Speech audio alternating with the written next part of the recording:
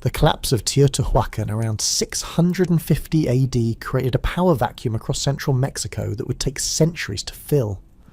As the great metropolis fell into decline, its population scattered across the basin of Mexico and beyond, carrying with them fragments of knowledge, artistic traditions, and political structures that would eventually coalesce into new civilizations.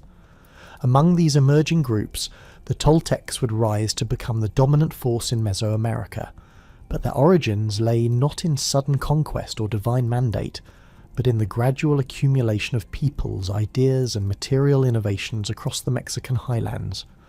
Archaeological evidence from the early 10th century reveals a complex pattern of settlement and cultural development that challenges earlier assumptions about Toltec origins. Rather than emerging as a unified ethnic group, the early Toltecs represented a confederation of related peoples who shared linguistic roots, religious practices, and material technologies. Excavations at sites throughout the basin of Mexico have uncovered ceramic assemblages that show clear continuities with late Teotihuacan traditions, while simultaneously displaying innovations that would become hallmarks of Toltec culture.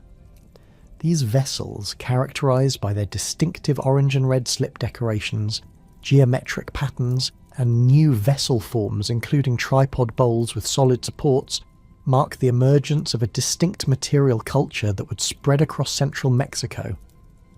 The ceramic evidence is particularly revealing when examining the gradual shift in production techniques and decorative motifs. Early Toltec pottery shows sophisticated understanding of firing temperatures and clay preparation, suggesting that craftsmen had access to established workshops and maintained contact with other ceramic-producing regions. The appearance of Mazapan red-on-buff ceramics around 900 AD provides archaeologists with a clear marker for early Toltec occupation. These vessels, decorated with geometric designs including step fret motifs, parallel lines, and stylized animal forms, represent a departure from Teotihuacan's more naturalistic artistic traditions, while maintaining technical excellence in their manufacture. Stone tool assemblages from early Toltec sites demonstrate sophisticated lithic technology that built upon centuries of Mesoamerican innovation. Obsidian blade production reached new levels of efficiency during this period, with evidence suggesting that Toltec craftsmen had access to high-quality obsidian sources in the Sierra de las Navajas and Otumba regions. The standardization of blade production techniques, visible in the consistent dimensions and edge angles of recovered specimens, indicates organized workshops operating under centralized control. Projectile points from this period show refinements in hafting technology and aerodynamic design that would prove crucial in later military campaigns. The linguistic composition of early Toltec groups presents a complex picture that reflects the multi-ethnic nature of post-Teotihuacan central Mexico. While Nahuatl-speaking populations formed the core of Toltec identity, archaeological and ethno-historical evidence suggests significant participation by speakers of Otomi, Mazawa, and other central Mexican languages.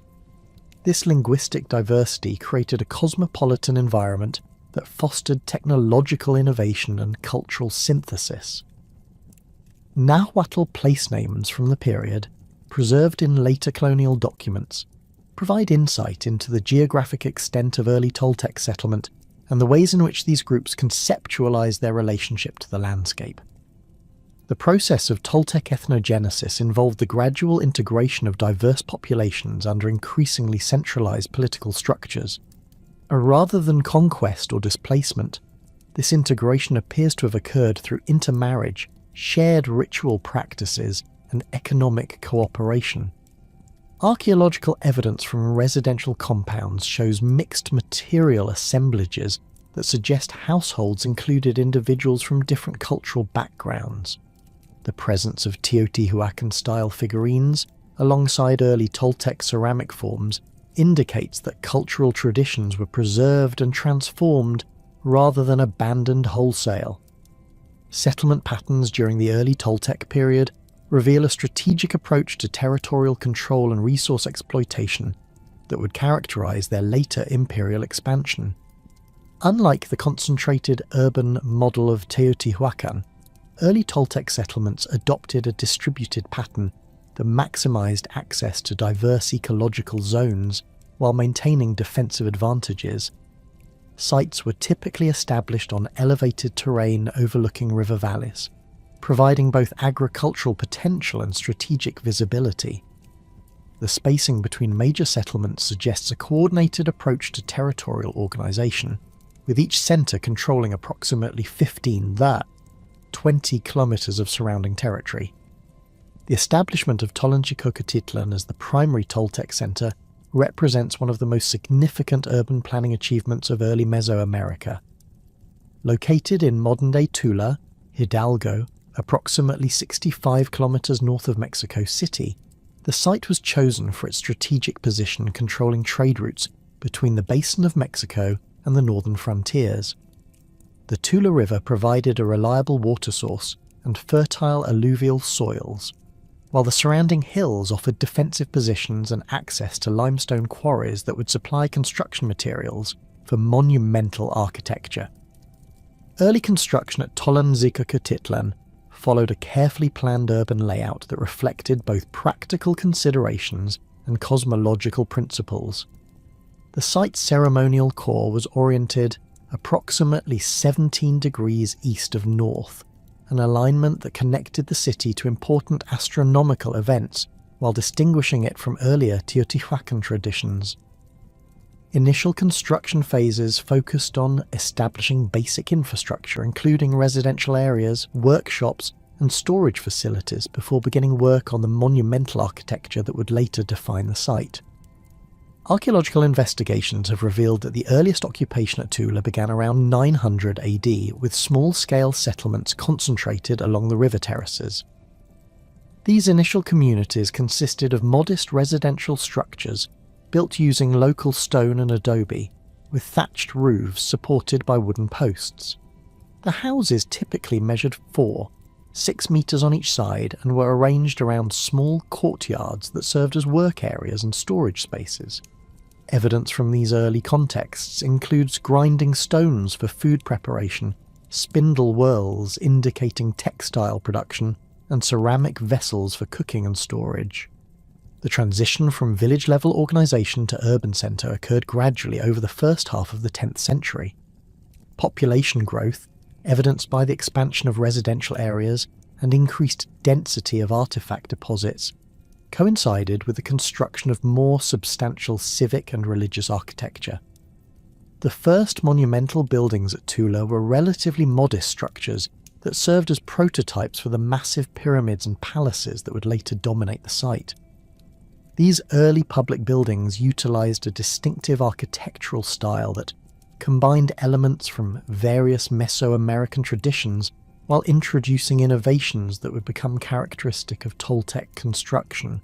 The economic foundation of early Toltec society rested on agricultural intensification and craft specialization that built upon centuries of Mesoamerican innovation. Evidence from agricultural terraces and irrigation systems around Tula demonstrates sophisticated understanding of hydraulic engineering and soil management. The construction of check dams and canal systems allowed Toltec farmers to maximize productivity in the semi-arid environment of central Mexico, while reducing the risk of crop failure during periodic droughts. Craft production during the early Toltec period shows clear evidence of specialization and standardization that suggests organized workshop systems. Obsidian tool production, in particular, reached new levels of efficiency and quality control. Analysis of debitage from workshop areas reveals standardized reduction sequences and consistent blade dimensions that indicate master craftsmen were training apprentices in established techniques. The distribution of finished tools throughout residential areas suggests that craft specialists were producing goods for both local consumption and regional exchange. Metallurgical evidence from early Toltec contexts provides the first clear documentation of copperworking in central Mexico. While metal objects remain relatively rare in 10th century deposits, the presence of copper bells, needles, and decorative elements indicates that Toltec craftsmen had established contact with metal-producing regions to the west. The technical knowledge required for copper smelting and casting represents a significant technological advancement that would later contribute to Toltec military and economic advantages. The religious and ideological foundations of Toltec civilization began to crystallize during this formative period through the synthesis of diverse Mesoamerican traditions. Archaeological evidence from early ceremonial contexts at Tula reveals the adoption and adaptation of religious practices from throughout central Mexico. Offerings buried beneath building foundations include jade ornaments, obsidian blades, and ceramic vessels that demonstrate continuity with earlier Mesoamerican ritual traditions, while showing distinctive Toltec innovations in form and symbolism. The iconographic program that would later characterize Toltec art and architecture began to emerge during the early 10th century through the gradual development of standardized symbolic systems. Stone sculptures and ceramic decorations from this period show the early development of motifs that would become central to Toltec religious and political ideology. The feathered serpent, jaguar warriors, and eagle imagery that would later dominate Toltec art appear in simplified forms on early ceramics and small-scale sculptures. Trade networks established during the early Toltec period laid the foundation for the extensive commercial systems that would later support their imperial expansion. Archaeological evidence indicates that by 950 AD, Toltec merchants had established regular contact with regions throughout Mesoamerica. Imported materials found in early Toltec contexts include marine shells from both Pacific and Gulf coasts, jade from Guatemala, and obsidian from sources throughout central and western Mexico. The presence of these exotic materials in both elite and commoner contexts suggests that trade was not restricted to luxury goods, but included everyday items and raw materials.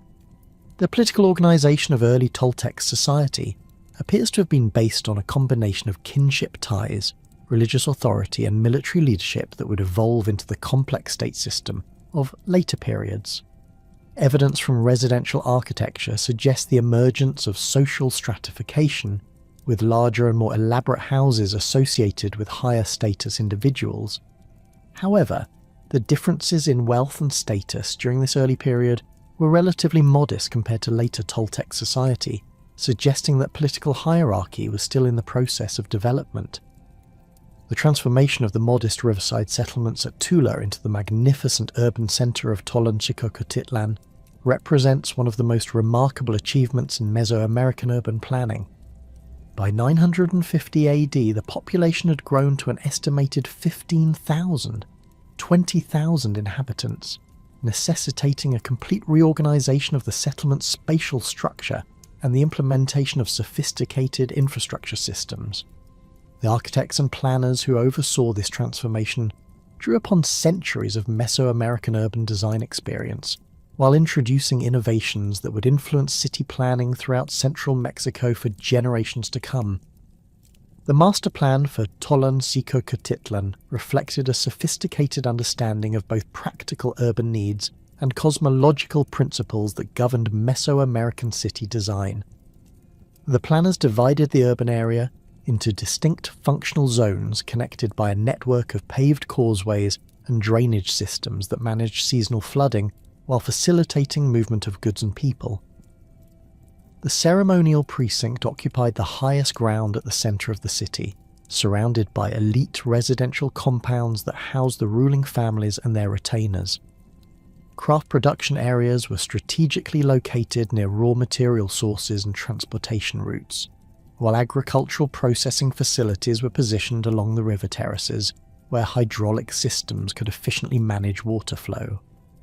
The construction of Tollan required unprecedented coordination of labour and resources that demonstrates the emergence of powerful centralised authority. Archaeological evidence indicates that construction crews worked simultaneously on multiple projects throughout the city, suggesting that planners had developed sophisticated project management systems. Stone quarries in the surrounding hills show evidence of systematic extraction using bronze tools and wooden wedges, with finished blocks transported to construction sites via wooden rollers and rope systems. The consistency of construction techniques across different areas of the city indicates that master builders had established standardized procedures and trained teams of specialized workers. The architectural innovations introduced at Tollan represented a significant departure from earlier Mesoamerican building traditions, while incorporating elements from diverse regional styles. Toltec architects developed a distinctive approach to monumental construction that emphasized horizontal lines and geometric precision over the more organic forms characteristic of earlier periods. Buildings were constructed using a core of rubble and mortar, faced with carefully fitted stone blocks, creating structures that were both durable and aesthetically impressive. The use of standardized block sizes and modular construction techniques allowed builders to create complex architectural compositions while maintaining structural integrity. The most spectacular architectural achievement of this period was the construction of the Great Temple complex known today as Pyramid B, which served as the focal point of the ceremonial precinct. Rising to a height of approximately 10 meters, this step pyramid represented a synthesis of architectural traditions from throughout Mesoamerica while introducing distinctively Toltec innovations. The structure's base measured 40 by 40 meters, with each of its 5 ascending levels decorated with relief sculptures depicting jaguars, eagles, and coyotes consuming human hearts. These carved panels, executed with remarkable precision and artistic sophistication, established iconographic themes that would become central to Toltec religious and political ideology. The temple that crowned Pyramid B housed one of the most innovative architectural features of the Toltec period, the famous Atlantean columns that supported the roof of the sanctuary. These massive stone sculptures, each standing 4.6 meters tall and carved from single blocks of basalt, represented Toltec warriors in full battle regalia. The figures wore feathered headdresses, butterfly-shaped pectorals, and carried atlatls and bundles of darts, their stern faces gazing eternally toward the plaza below. The technical achievement represented by these sculptures was extraordinary, requiring not only artistic skill but also sophisticated understanding of structural engineering to create columns that could support the massive stone roof beams while maintaining their sculptural integrity. The carving of the Atlantean columns required specialized tools and techniques that demonstrate the advanced state of Toltec stoneworking technology. Archaeological evidence from workshop areas reveals that sculptors used bronze chisels, stone hammers, and abrasive materials to shape the hard basalt into precise forms. The consistency of proportions and decorative details across all 4 columns indicates that craftsmen worked from established templates or models, suggesting a level of artistic standardization previously unknown in Mesoamerica. The transportation and erection of these massive sculptures required sophisticated engineering, with evidence suggesting that builders used ramps, pulleys, and lever systems to position the columns with millimeter precision. Adjacent to the Great Temple, construction of the Temple of Tlahuizcalpantecutli represented another significant architectural innovation that would influence temple design throughout Mesoamerica. This structure, dedicated to the deity associated with Venus as the morning star, featured a unique combination of architectural elements that reflected both astronomical observations and religious symbolism. The temple's orientation was precisely calculated to align with the heliosol rising of Venus, demonstrating the sophisticated astronomical knowledge possessed by Toltec priest astronomers. The building's facade was decorated with elaborate relief sculptures depicting the feathered serpent, Venus symbols, and scenes of ritual sacrifice that communicated complex theological concepts to both elite and commoner audiences. The interior of the Temple of Tlahuizcalpantecutli contained specialized architectural features designed to enhance religious ceremonies and astronomical observations.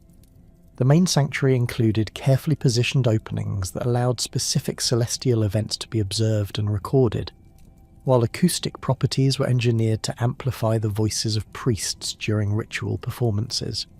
Stone benches along the walls provided seating for elite participants in ceremonies, while hidden chambers beneath the floor contained caches of ritual offerings, including jade ornaments, obsidian blades, and incense burners crafted specifically for temple use. The residential architecture of Toltecs reflected the increasingly complex social stratification that characterized Toltec society during this period. Elite compounds near the ceremonial center featured multi-room structures built around central courtyards, with walls constructed of carefully fitted stone blocks and finished with polished plaster surfaces. These houses included specialized rooms for different activities, including sleeping quarters, storage areas, workshops, and reception halls for entertaining guests and conducting business. The largest elite residences covered areas exceeding 1,000 square meters and housed extended families including servants, craftsmen, and other dependents. The interior decoration of elite residences demonstrated the sophisticated artistic traditions that flourished during this period of urban development.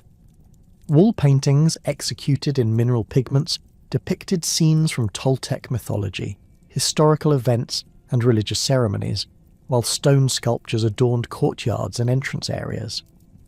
Floors were often covered with polished plaster and decorated with geometric patterns created using coloured stone inlays. The presence of specialised rooms for craft production within elite compounds indicates that wealthy families maintained their own workshops for producing luxury goods and ceremonial objects. Commoner residential architecture, while less elaborate than elite housing, still demonstrated significant improvements over earlier village-level construction. Most families lived in single-room structures measuring 6 meters on each side, built using stone foundations and adobe walls with thatched roofs. These houses were typically arranged around shared courtyards that served multiple families and included common facilities such as cooking areas, storage pits, and workshops.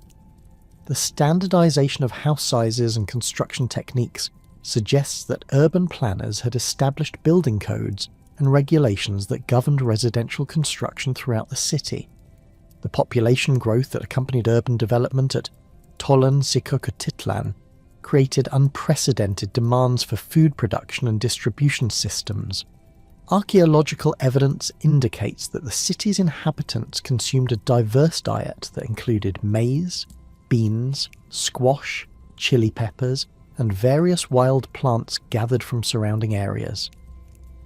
Protein sources included domesticated dogs and turkeys, as well as deer, rabbits, and other game animals hunted in nearby forests. The scale of food consumption required sophisticated storage and distribution networks that connected urban consumers with agricultural producers throughout the Tula River Valley and beyond. The development of specialized craft production during this period transformed Toltecs into a major manufacturing center that supplied goods throughout central Mexico. Archaeological excavations have revealed numerous workshop areas where craftsmen produced obsidian tools, ceramic vessels, textiles, and other goods for both local use and regional exchange. The organization of these workshops demonstrates increasing specialization and standardization, with evidence suggesting that master craftsmen supervised teams of apprentices and journeymen in the production of specific types of objects. Obsidian tool production reached unprecedented levels of sophistication during this period, with Toltec craftsmen developing new techniques for creating specialized implements. Prismatic blade production achieved remarkable consistency, with blades showing standardized dimensions and edge angles that indicate quality control measures. The production of ceremonial objects from obsidian, including ornate knives and mirrors, required exceptional skill and demonstrated the high status accorded to master craftsmen. Workshop areas contained thousands of pieces of production debris, indicating that tool manufacturing operated on an industrial scale that supplied markets throughout Mesoamerica. Ceramic production during this period showed the full development of distinctive Toltec artistic styles that would influence pottery traditions throughout central Mexico. The Mazapan ceramic complex, which had emerged during the previous century, reached its full artistic maturity with vessels displaying sophisticated decorative techniques and standardized forms. Orange and red slip ceramics featured geometric designs executed with remarkable precision, while ritual vessels incorporated sculptural elements that reflected the iconographic themes visible in monumental architecture. The discovery of ceramic workshops with specialized firing facilities indicates that pottery production had become a highly organized industry that supplied both utilitarian and ceremonial needs. Textile production represented another major craft specialization that contributed to Toltecs' economic prosperity. Archaeological evidence includes numerous spindle whorls, loom weights, and other weaving implements that demonstrate the scale and sophistication of cloth manufacturing. The presence of cotton fibers and imported dyes indicates that Toltec weavers had access to raw materials from diverse ecological zones, while the standardization of textile tools suggests organized production systems. Elite burials from this period contained elaborate textiles decorated with feathered designs and geometric patterns that required exceptional skill to create. The emergence of metallurgy as a specialized craft during this period marked a significant technological advancement that gave Toltec artisans new capabilities for creating both utilitarian and ceremonial objects. Copperworking, which had appeared in limited form during the previous century, expanded to include the production of bells, needles, tweezers, and decorative elements. The technical knowledge required for smelting and casting copper objects indicates that Toltec craftsmen had established contact with metal-producing regions in western Mexico and had successfully adapted these technologies to local conditions. The political organization that emerged during this period of urban development reflected the increasing complexity of Toltec society and the need for centralized authority to coordinate large-scale construction projects and manage urban populations. Archaeological evidence suggests that political power was concentrated in the hands of a small elite group that controlled both religious and secular authority. The construction of elaborate elite residences near the ceremonial centre indicates that rulers maintained close physical proximity to the temples and administrative buildings that served as centres of political power. The iconographic program that decorated public buildings and ceremonial spaces communicated complex messages about political authority and religious ideology that legitimized elite rule. Relief sculptures depicting warriors, priests, and deities established visual connections between earthly rulers and divine powers, while scenes of ritual sacrifice emphasized the rulers' role as intermediaries between human and supernatural realms. The standardization of iconographic motifs across different architectural contexts suggests that political authorities had developed sophisticated systems for controlling artistic production and ensuring consistent ideological messaging. Trade networks established during this period of urban development extended Toltec influence throughout Mesoamerica and brought exotic goods and raw materials to Toltecs. Archaeological evidence indicates that Toltec merchants maintained regular contact with regions as distant as the Maya lowlands, the Pacific coast of Guatemala, and the northern frontiers of Mexico. The presence of imported materials in both elite and commoner contexts suggests that trade networks supplied both luxury goods and everyday necessities, while the export of Toltec-produced items spread their cultural influence throughout central Mexico. The administrative systems that developed to manage this expanding trade network required sophisticated record-keeping and communication technologies. While no written documents survive from this period, archaeological evidence suggests that Toltec administrators used various systems for tracking goods, recording transactions, and communicating with distant trading partners. The standardization of weights and measures, evidenced by ceramic and stone objects with consistent proportions, indicates that trade was conducted according to established protocols that facilitated exchange across linguistic and cultural boundaries. The administrative systems and trade networks that had transformed Toltecs into a major urban centre by 980 AD provided the foundation for one of the most significant and controversial reigns in Mesoamerican history. It was during this period of unprecedented prosperity and cultural flowering that a figure emerged whose historical reality has become so intertwined with mythology that separating fact from legend remains one of the greatest challenges in Toltec studies. C.E. Acatl Quetzalcoatl, whose very name combines calendrical, political and religious elements, ruled Tolan during its golden age, while simultaneously becoming the central figure in a mythological cycle that would influence Mesoamerican religious thought for centuries. The historical C.E. Acatl appears in the archaeological record through a series of monumental inscriptions, architectural modifications, and material culture changes that mark his reign as a period of intensive religious and political transformation. His calendar name, C.E. Acatl, corresponds to the year 895 or 947 AD in the Christian calendar, though most scholars favour the later date based on architectural evidence from Tula. The title Topiltzin, meaning our prince or our lord, indicates his political authority, while his association with Quetzalcoatl, the feathered serpent deity, reflects either his priestly role or his posthumous deification. Contemporary inscriptions from Tula show that during his lifetime, he was referred to primarily by his calendar name and political title, with the divine associations appearing more prominently in later sources. Archaeological evidence from Pyramid B and the Temple of Tlahuizcalpantecutli reveal substantial architectural modifications undertaken during Topiltzin's reign that reflect significant changes in religious practice and ceremonial protocols. New construction phases dating to this period show the addition of specialized chambers and altars designed for rituals associated with Quetzalcoatl worship, while earlier spaces dedicated to other deities were either modified or abandoned entirely. Stone sculptures commissioned during this time emphasize feathered serpent imagery and Venus symbolism, marking a clear departure from the jaguar and eagle motifs that had dominated earlier Toltec art. The most dramatic evidence for religious transformation during Topiltzin's reign comes from changes in sacrificial practices documented through archaeological remains and later historical accounts.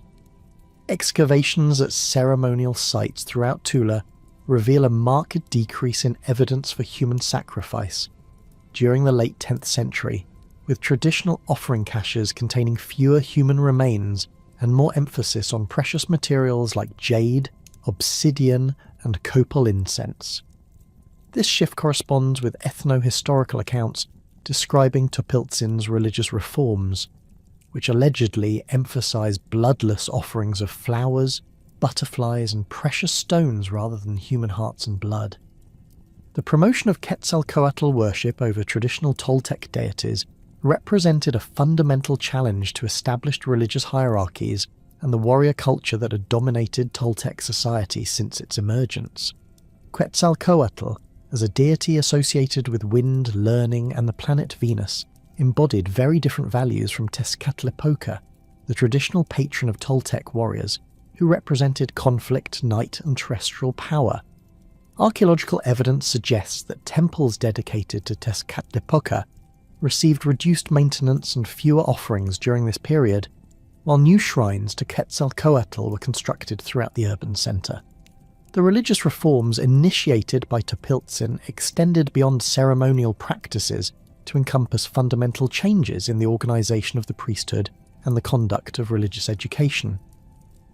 New types of ritual objects appearing in archaeological contexts during this period include elaborate incense burners designed for copal offerings, carved bone instruments for bloodless auto-sacrifice, and ceramic vessels decorated with symbols associated with learning and writing. The construction of specialized schools or karmakak within the ceremonial precinct provided facilities for training priests in the new religious traditions, with architectural features designed to facilitate astronomical observations and the study of calendrical systems. The emphasis on learning and intellectual pursuits that characterized Topiltzin's religious reforms had profound implications for Toltec material culture and artistic production. Scribal tools, including obsidian styluses and bark paper, appear more frequently in elite contexts during this period, suggesting increased emphasis on record-keeping and the preservation of religious knowledge. Ceramic vessels and stone sculptures from this time display more complex iconographic programs that required specialized knowledge to interpret, indicating the development of sophisticated symbolic systems accessible only to trained priests and educated elites. The political implications of these religious changes created tensions within Toltec society that would ultimately lead to Topiltzin's downfall. The warrior nobility, whose power and prestige depended on traditional military values and the ritual capture of enemies for sacrifice, found their authority challenged by a religious system that emphasized peace, learning, and bloodless offerings. Archaeological evidence from elite residential compounds shows changes in weapon caches and warrior regalia during this period, with some households apparently adapting to the new religious emphasis, while others maintain traditional military equipment and symbols. The factional struggles that emerged during Topiltzin's reign are documented through changes in architectural patronage and the distribution of luxury goods within Tolan-Zika-Kutitlan. Elite compounds associated with traditional warrior families show evidence of reduced construction activity and fewer imported goods during the late 10th century, while residences of families aligned with the new religious order display increased wealth and architectural elaboration. This economic redistribution created resentment among displaced traditional elites and provided the foundation for organised opposition to Topiltzin's rule. The role of Tezcatlipoca priests in organising opposition to Topiltzin's reforms is suggested by archaeological evidence from temples dedicated to this deity, which show signs of deliberate destruction and abandonment during the late 10th century, followed by hasty restoration efforts that suggest political upheaval. Offering caches from this period contain unusual combinations of objects that may represent attempts to revive traditional religious practices in opposition to the imposed Quetzalcoatl cult. The presence of warrior symbols and traditional sacrificial implements in these contexts indicates that military factions maintained their religious allegiances despite official policy changes. The climax of these factional struggles appears to have occurred around 987 AD, based on evidence of widespread destruction and abandonment at several important sites throughout the Tula region. Archaeological layers dating to this period contain burned buildings, scattered human remains, and evidence of hasty burial of valuable objects, suggesting violent conflict that disrupted normal urban life.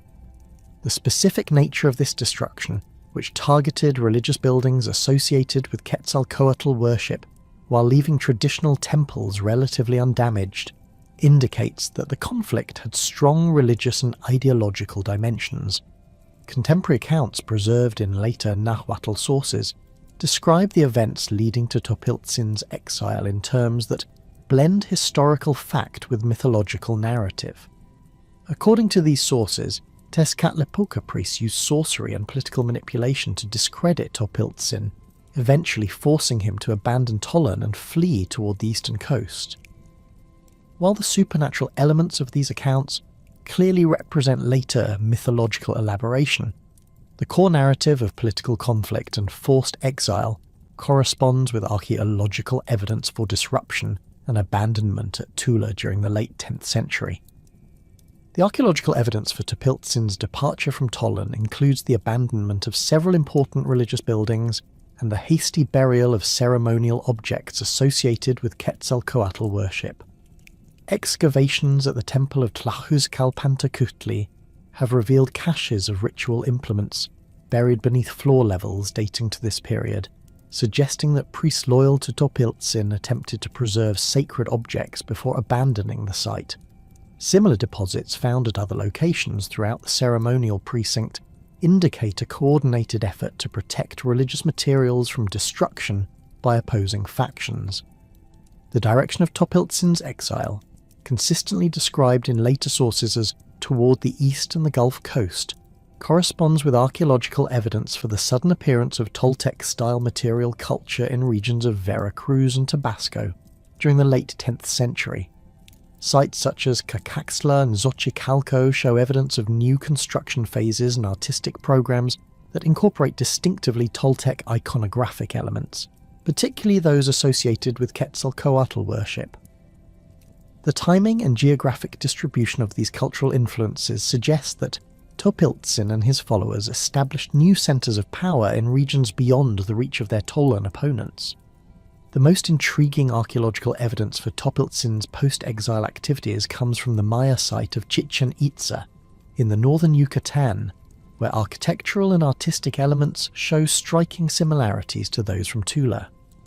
The Temple of Kukulkan, the Great Ball Court, and the Temple of the Warriors at Chichen Itza all display iconographic programs and architectural features that closely parallel structures built during Topiltzin's reign at Tollan. While the exact nature of the connection between these sites remains debated, the chronological correspondence and stylistic similarities suggest some form of direct cultural transmission that may be related to Topiltzin's exile and the movement of his followers. The religious innovations introduced during Topiltzin's reign had lasting impacts on Mesoamerican religious thought that extended far beyond the political upheavals that ended his rule at Tollan. The emphasis on Quetzalcoatl as a created deity and culture hero became central to later Aztec religious traditions, while the concept of a priest-king who combined political and religious authority influenced political ideologies throughout central Mexico. Archaeological evidence from post-classic sites throughout Mesoamerica shows the continued use of religious symbols and ceremonial practices first developed during Topiltzin's reign, indicating the enduring influence of his religious reforms. The transformation of the historical Topiltzin into the mythological Quetzalcoatl began almost immediately after his departure from Tollan, as evidenced by changes in artistic representations and ceremonial practices at Tula itself. Stone sculptures and ceramic vessels produced in the decades following his exile show increasingly idealized depictions of the ruler, with human features gradually giving way to divine attributes associated with the feathered serpent deity. This process of deification was facilitated by the religious reforms that Topiltzin had implemented, which had already established close associations between his political authority and divine power. The mythological cycle that developed around Topiltzin's life and reign incorporated elements from much older Mesoamerican religious traditions, while adding new themes that reflected the specific historical circumstances of his rule. The story of his miraculous birth, his role as a culture hero who brought learning and civilization to humanity, and his eventual departure with promises of return all drew upon ancient mythological patterns while incorporating details that corresponded to actual historical events. This blending of history and mythology created a powerful narrative framework that would influence Mesoamerican religious thought for centuries. The archaeological record from Tollan in the immediate aftermath of Topiltzin's exile shows evidence of attempts to restore traditional religious practices and political structures. Temples dedicated to Tezcatlipoca were rebuilt and rededicated, while new construction projects emphasized military themes and warrior symbolism. However, the religious and cultural changes initiated during Topiltzin's reign had created lasting transformations in Toltec society that could not be entirely reversed. Many of the artistic and architectural innovations developed during his rule continue to influence Toltec culture, while the religious ideas associated with his reforms spread to other regions through trade networks and political alliances. The legacy of C.E. Acatl Topiltzin Quetzalcoatl extended beyond the immediate political and religious sphere to encompass fundamental changes in Mesoamerican concepts of rulership, divine authority, and the relationship between political power and religious knowledge. His reign established precedents for the integration of priestly and royal functions that would influence later political systems throughout central Mexico, while his religious reforms introduced new forms of ceremonial practice and symbolic expression that enrich Mesoamerican cultural traditions. The archaeological evidence for these innovations provides concrete documentation for the historical reality behind the mythological narratives, demonstrating that the legendary Quetzalcoatl was indeed based on the achievements and failures of a remarkable historical figure whose brief but transformative reign fundamentally altered the trajectory of Toltec civilization. The political upheavals that mark the end of Topiltzin's reign and the restoration of traditional warrior leadership at Tollan created the conditions for the most aggressive phase of Toltec territorial expansion in their history. The faction that emerged victorious from the factional struggles of the late 10th century represented a coalition of military nobles, Tezcatlipoca priests, and merchant families who shared a vision of Toltec dominance based on military conquest rather than religious reform. Archaeological evidence from the early 11th century reveals a dramatic shift in resource allocation towards military infrastructure, weapon production, and the construction of fortified outposts throughout central Mexico that would serve as bases for systematic territorial expansion. The military innovations that enabled Toltec expansion built upon centuries of Mesoamerican warfare traditions, while introducing technological and organizational improvements that gave Toltec armies decisive advantages over their opponents.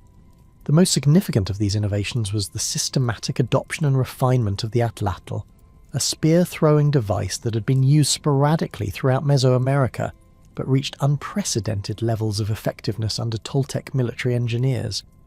Archaeological specimens recovered from weapon caches at Tula show that Toltec atlatls were constructed using carefully selected hardwoods, often reinforced with bone or antler components and decorated with carved designs that indicated the rank and unit affiliation of their users.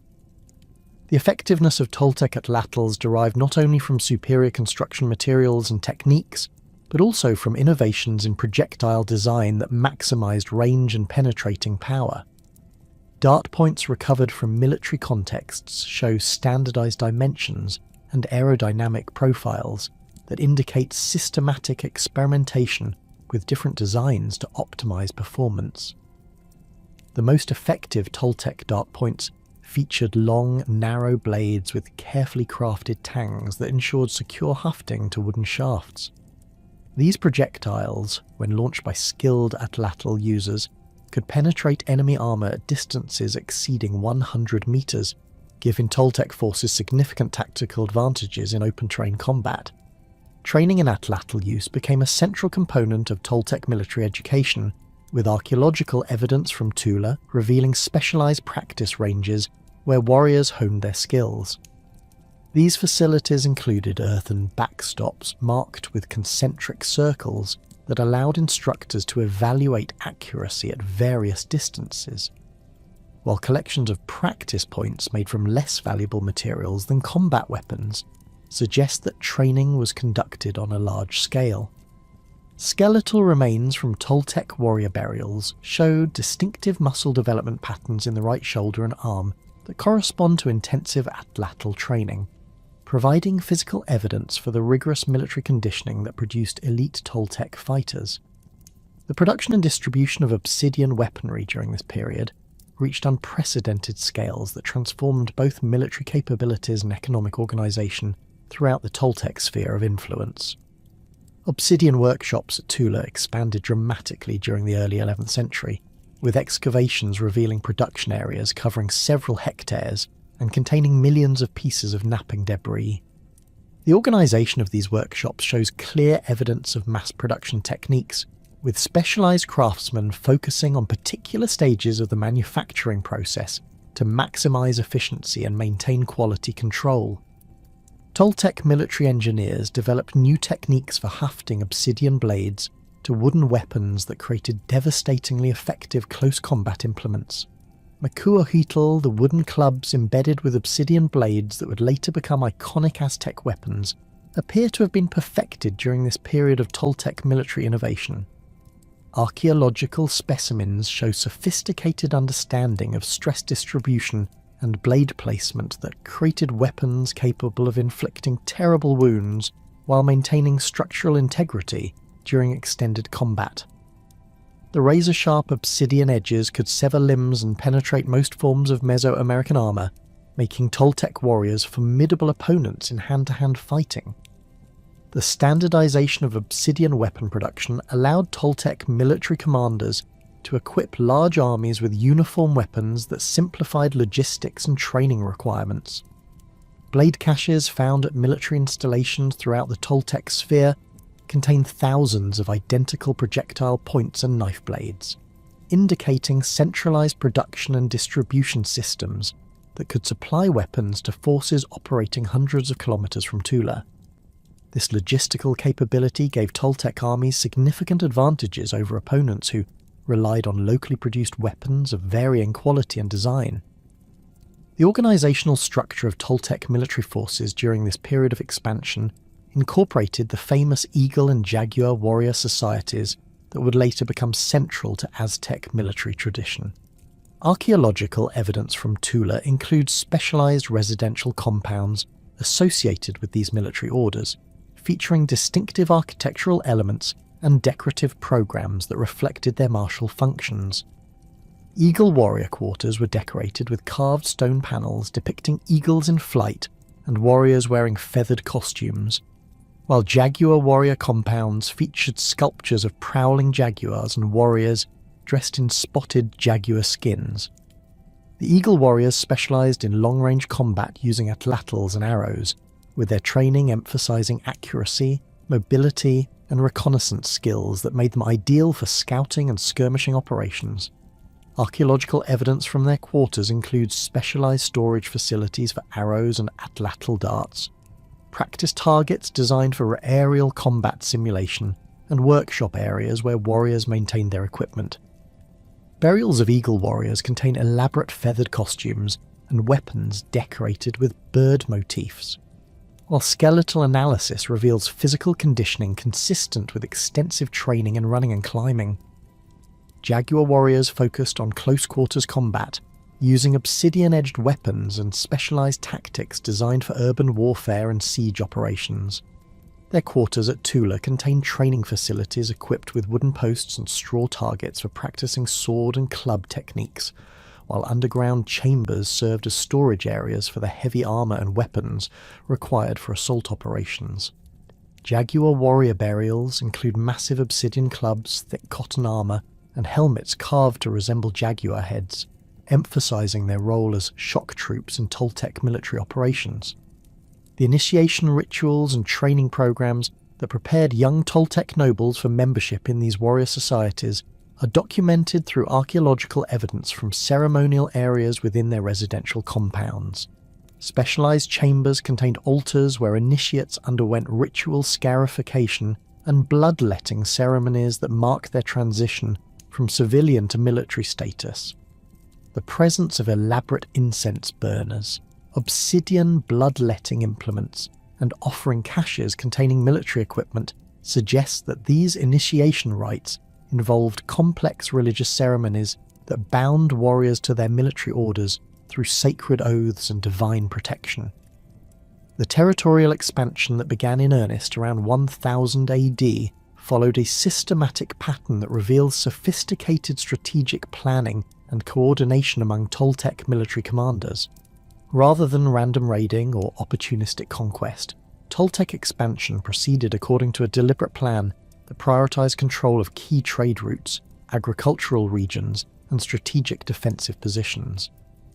Archaeological evidence from newly conquered territories shows the rapid establishment of Toltec administrative centres, military garrisons, and tribute collection facilities that indicate well-developed systems for integrating conquered populations into the Toltec sphere of influence. The first phase of expansion focused on consolidating Toltec control over the basin of Mexico and adjacent valleys that provided agricultural resources and defensive depth for the capital at Tula. Military campaigns during this period targeted independent city-states and village confederations that had maintained autonomy since the collapse of Teotihuacan, using combinations of military pressure and diplomatic incentives to bring them under Toltec authority. Archaeological evidence from sites such as Azcapotzalco, Culhuacan, and Xochimilco shows the construction of Toltec-style administrative buildings and the adoption of Toltec material culture during the early 11th century, indicating successful integration of these communities into the expanding Toltec state. The military campaigns that brought these regions under Toltec control involved coordinated operations by multiple army groups that converged on target settlements from different directions. Fortified camps established during these campaigns show evidence of sophisticated logistical planning, with storage facilities for food and weapons, workshops for maintaining equipment, and communication systems that allowed commanders to coordinate movements across large distances. The speed and efficiency of these conquests suggest that Toltec military leaders had developed effective intelligence networks that provided detailed information about enemy capabilities and defensive preparations. The establishment of tribute relationships with conquered territories created the economic foundation for continued military expansion, while providing incentives for local elites to cooperate with Toltec administrators. Archaeological evidence from tribute collection centres shows the systematic gathering and redistribution of agricultural products, craft goods, and raw materials from throughout the Toltec sphere of influence. Standardized storage facilities, accounting systems using marked pottery vessels and knotted cord records, and specialized transportation networks indicate that tribute collection had become a highly organized operation that generated substantial revenues for the Toltec state. The tribute system established by Toltec administrators required conquered populations to provide specific quantities of goods on regular schedules, with failure to meet obligations resulting in military intervention and increased tribute burdens. Lists of tribute obligations preserved in later colonial documents suggest that the Toltec system served as a model for later Aztec practices, with communities required to provide combinations of agricultural products, manufactured goods, and raw materials based on their local resources and productive capabilities. Archaeological evidence from tribute-paying communities shows the construction of specialized storage and processing facilities designed to meet these obligations, indicating that tribute collection had significant impacts on local economic organization. The development of long-distance trade networks during this period of military expansion created commercial connections that extended from the northern frontiers of Mexico to the Maya regions of Central America. Toltec merchants, operating under military protection and official state sponsorship, established trading posts and commercial relationships that brought exotic goods and raw materials to Tollan while spreading Toltec cultural influence throughout Mesoamerica. Archaeological evidence for these trade networks includes the widespread distribution of Toltec-produced goods and the presence of foreign materials in Toltec contexts that demonstrate the scale and sophistication of these commercial operations. The northern trade routes established during this period connected Toltec territories with the turquoise mines of the American Southwest and the emerging Pueblo cultures of the Rio Grande Valley. Archaeological evidence from sites in northern Mexico shows the presence of Toltec traders and the adoption of Toltec artistic styles and religious practices by local populations. Turquoise ornaments found in elite burials at Tula demonstrate the success of these northern trade connections, while the presence of southwestern pottery and other exotic goods indicates that commercial relationships were reciprocal and mutually beneficial. The southern trade networks extended Toltec influence into the Maya regions of Guatemala and the Isthmus of Tehuantepec, bringing Toltec merchants into contact with some of the most sophisticated civilizations in Mesoamerica. The archaeological evidence from Maya sites during this period shows significant Toltec influence in architecture, art, and religious practices, particularly at Chichen Itza, where Toltec-style buildings and sculptures appear alongside traditional Maya constructions. The presence of Maya jade, cacao, and feathered ornaments in Toltec contexts indicates that these trade relationships provided access to luxury goods that enhanced the prestige and wealth of Toltec elites. The organisation of these long-distance trade expeditions required sophisticated logistical planning and military support that demonstrates the close integration of commercial and military activities in Toltec expansion strategy.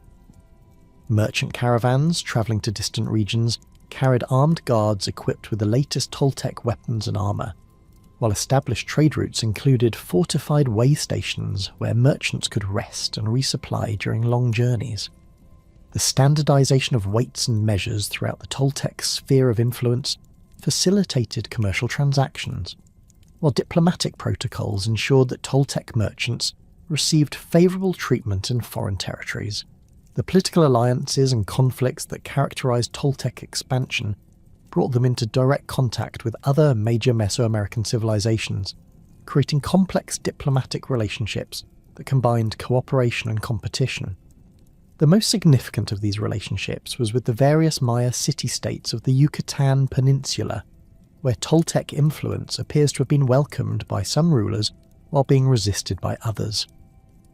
Archaeological evidence from sites such as Chichen Itza suggests that Toltec warriors and administrators may have established direct political control over some Maya territories, while other regions maintained independence through military resistance or diplomatic accommodation. The interactions between Toltec and Maya civilizations during this period produced remarkable cultural syntheses that enriched both traditions while creating new forms of artistic and architectural expression.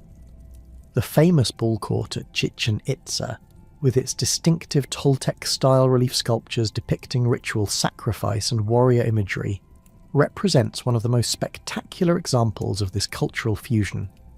The presence of Maya astronomical knowledge in Toltec ceremonial buildings at Tula, combined with Toltec military symbolism in Maya art, indicates that cultural exchange operated in both directions and involved high-level cooperation between elite groups from both civilizations. The conflicts that arose between Toltec expansion and Maya resistance created some of the most intense warfare of the Classic period, with archaeological evidence revealing fortified cities, burned settlements, and mass burials that document the violence of these confrontations. Maya defensive innovations, including improved fortifications and new weapon designs, forced Toltec military commanders to adapt their tactics and develop new strategies for siege warfare. The presence of Maya weapons and armour in Toltec military contexts suggests that successful campaigns involved the adoption of enemy technologies and techniques that proved effective against Toltec forces. The relationship between Toltec expansion and the Aztec peoples of the Gulf Coast created another complex pattern of alliance and conflict that shaped the political landscape of eastern Mexico. The Aztec, with their distinctive cultural traditions and strategic control of important trade routes, represented both valuable allies and formidable opponents for Toltec expansion efforts. Archaeological evidence from Aztec sites shows periods of Toltec influence alternating with episodes of cultural resistance, suggesting that political relationships fluctuated based on changing military and economic circumstances. The Aztec adoption of certain Toltec military technologies, particularly improved obsidian weapons and atlatl designs, indicates that cultural exchange occurred even during periods of political conflict. Aztec artistic traditions during this period show the incorporation of Toltec motifs and symbolic systems, while maintaining distinctive local characteristics that reflected their independent cultural identity. The presence of Aztec goods in Toltec contexts, including distinctive pottery styles and marine shell ornaments, demonstrates that commercial relationships continued despite periodic military confrontations. The military campaigns against Aztec territories required Toltec forces to adapt to unfamiliar environmental conditions and tactical situations that differed significantly from highland warfare. The dense forests and swampy terrain of the Gulf Coast region negated many of the advantages provided by Toltec atlatl technology, while Aztec guerrilla tactics and knowledge of local geography created significant challenges for Toltec military commanders. Archaeological evidence from Toltec military sites in Aztec territory shows the development of new types of fortifications and the adoption of specialized equipment designed for jungle warfare. The establishment of Toltec political hegemony throughout central Mexico by the mid-11th century represented one of the most remarkable achievements in Mesoamerican political history, creating a unified state system that controlled territory from the northern deserts to the tropical lowlands of the south. This political integration was maintained through a combination of military force, economic incentives, and cultural influence that bound diverse populations together under Toltec leadership, while allowing considerable local autonomy in matters that did not threaten state interests. The archaeological evidence for this political system reveals sophisticated administrative structures, communication networks, and tribute collection mechanisms that enabled effective governance over vast territories and diverse populations. The sophisticated administrative apparatus that enabled Toltec political control across central Mexico operated within a complex religious framework that legitimized secular authority while providing the cosmological foundations for imperial expansion.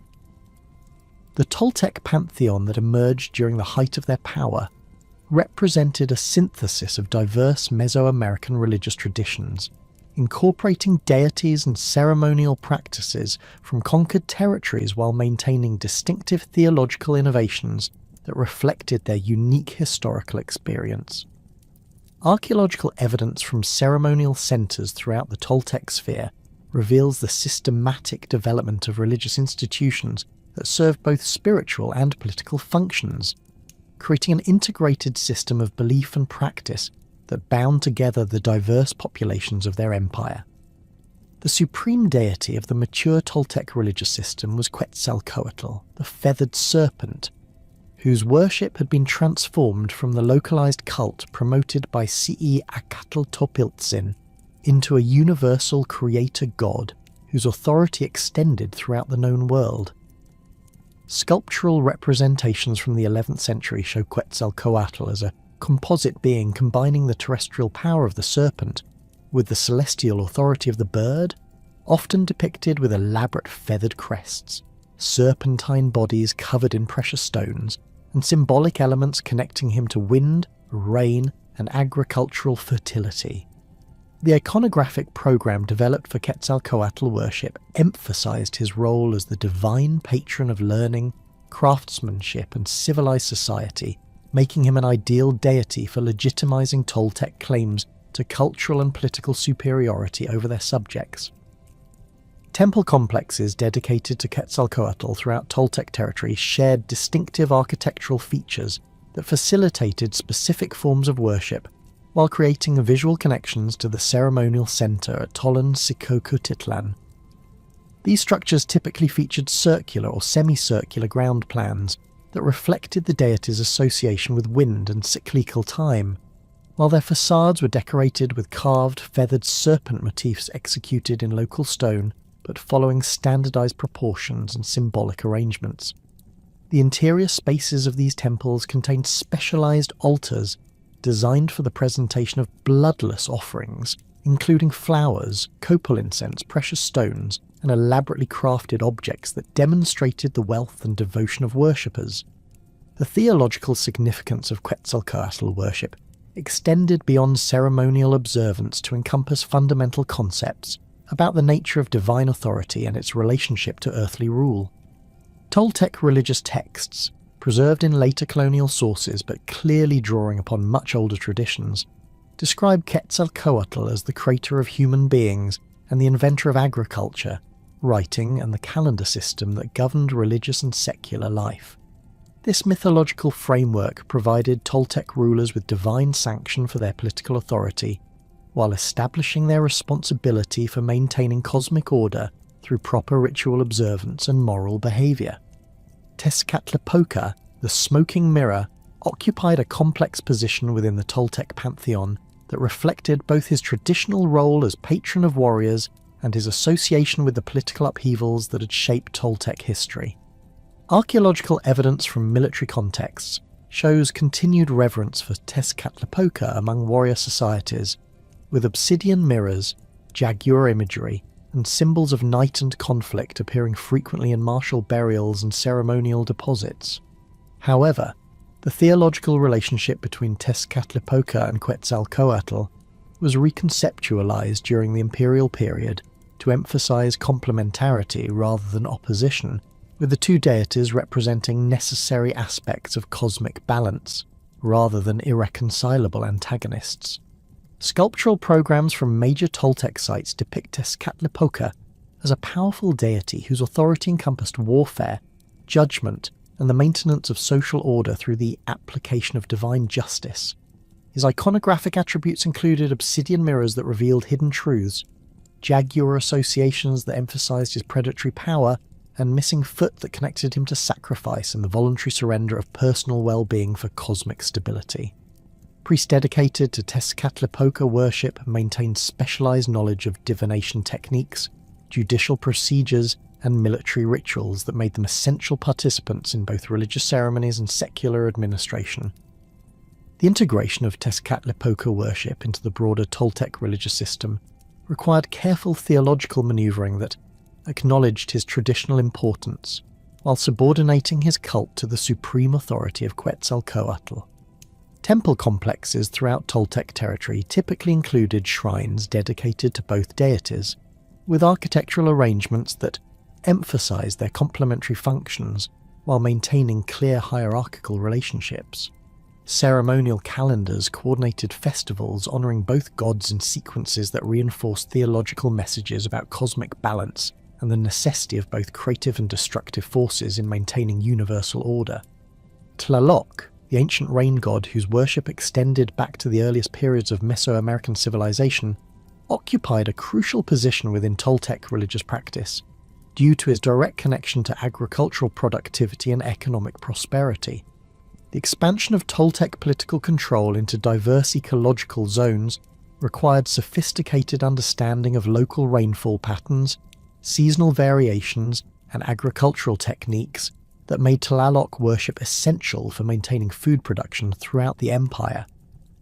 Archaeological evidence from Tlaloc temples shows the development of elaborate water management systems, including channels, reservoirs, and drainage networks that served both ceremonial and practical functions. The iconographic representation of Tlaloc in Toltec art emphasized his control over life-giving rain, while acknowledging his potentially destructive power through floods, storms, and agricultural disasters. Sculptural depictions typically showed him with distinctive goggle eyes, fanged mouth, and elaborate headdresses incorporating cloud and lightning motifs executed in materials that emphasized his connection to water and fertility. Ceramic vessels used in Tlaloc ceremonies featured distinctive blue-green glazes that evoked water and jade, while their forms often incorporated serpentine elements that connected rain worship to broader theological themes about cosmic serpents and celestial waters. The ceremonial practices associated with Tlaloc worship involved complex rituals designed to ensure adequate rainfall while preventing destructive storms that could damage crops and settlements. These ceremonies required specialized knowledge of astronomical observations, meteorological patterns, and agricultural cycles that made Tlaloc priests essential advisors to both farmers and political administrators. Offering practices included the presentation of jade ornaments, turquoise mosaics, and precious stones thrown into sacred cenotes and natural springs, while more elaborate ceremonies involved the construction of temporary altars decorated with flowers, feathers, and textiles in colours associated with rain and vegetation. The theological relationship between Tlaloc and Quetzalcoatl was conceptualized through shared associations with fertility, agricultural abundance, and the maintenance of civilized society. Religious texts describe collaborative relationships between these deities in creating and sustaining human life, with Quetzalcoatl providing the cultural knowledge necessary for civilization, while Tlaloc supplied the natural resources required for survival and prosperity. This theological framework supported Toltec political claims to legitimate authority based on their ability to maintain both cultural advancement and material well-being for their subjects. Xochiquetzal, the goddess of love, beauty, and domestic crafts, represented the feminine aspects of Toltec religious thought while providing divine patronage for activities that were central to household economy and social reproduction. Her worship was particularly important among women engaged in textile production, food preparation, and child-rearing, activities that were essential for maintaining the social fabric of Toltec communities but often received less attention in male-dominated religious institutions. Archaeological evidence from domestic contexts shows widespread devotion to Xochiquetzal through small-scale sculptures, ceramic figurines, and household altars decorated with flowers and feminine symbols. The iconographic program developed for Xochiquetzal worship emphasized her connection to flowering plants, butterflies, and precious textiles that represented both natural beauty and human artistic achievement. Sculptural representations typically depicted her as a young woman wearing elaborate costumes, decorated with floral motifs, accompanied by butterflies and birds that symbolize the transformation of natural materials into objects of beauty and utility. Temple complexes dedicated to her worship featured gardens, where flowers and medicinal plants were cultivated for ceremonial use, while specialised workshops produced textiles and other craft goods that served both religious and economic functions. The ceremonial calendar that governed Toltec religious observance represented one of the most sophisticated achievements of Mesoamerican intellectual culture, integrating astronomical observations with agricultural cycles and political events in a comprehensive system that provided temporal structure for all aspects of social life. This calendar system combined a 260-day ritual cycle with a 365-day solar year to create a complex pattern of recurring festivals, ceremonies and observances that required specialised knowledge to calculate and maintain. Priests responsible for calendar keeping maintained detailed records using various notation systems that allowed them to predict eclipses, planetary movements, and seasonal changes with remarkable accuracy. The ritual cycle of 260 days, known as the Tonal Pohuali, consisted of 20-day signs combined with 13 numbers to create a repeating pattern that provided the framework for divination, ritual scheduling, and personal naming practices. Each day within this cycle was associated with specific deities, favourable or unfavourable influences, and appropriate activities that guided both individual behaviour and community decision-making. Archaeological evidence from Toltec sites includes numerous examples of calendrical notation systems, including carved stone monuments, ceramic vessels marked with day signs, and architectural alignments that corresponded to significant dates within the ritual calendar. The solar calendar of 365 days, divided into 18 months of 20 days each plus 5 additional days, provided the structure for agricultural planning and seasonal ceremonies that connected human activities to natural cycles. Each month was dedicated to specific deities and associated with particular types of ritual observance, from planting and harvest ceremonies to military campaigns and tribute collection. The 5 extra days at the end of each solar year were considered particularly dangerous and required special ceremonies to ensure safe passage into the new annual cycle. Human sacrifice occupied a central but carefully regulated position within Toltec religious practice, serving multiple functions that included communication with deities, maintenance of cosmic balance, and demonstration of a political power.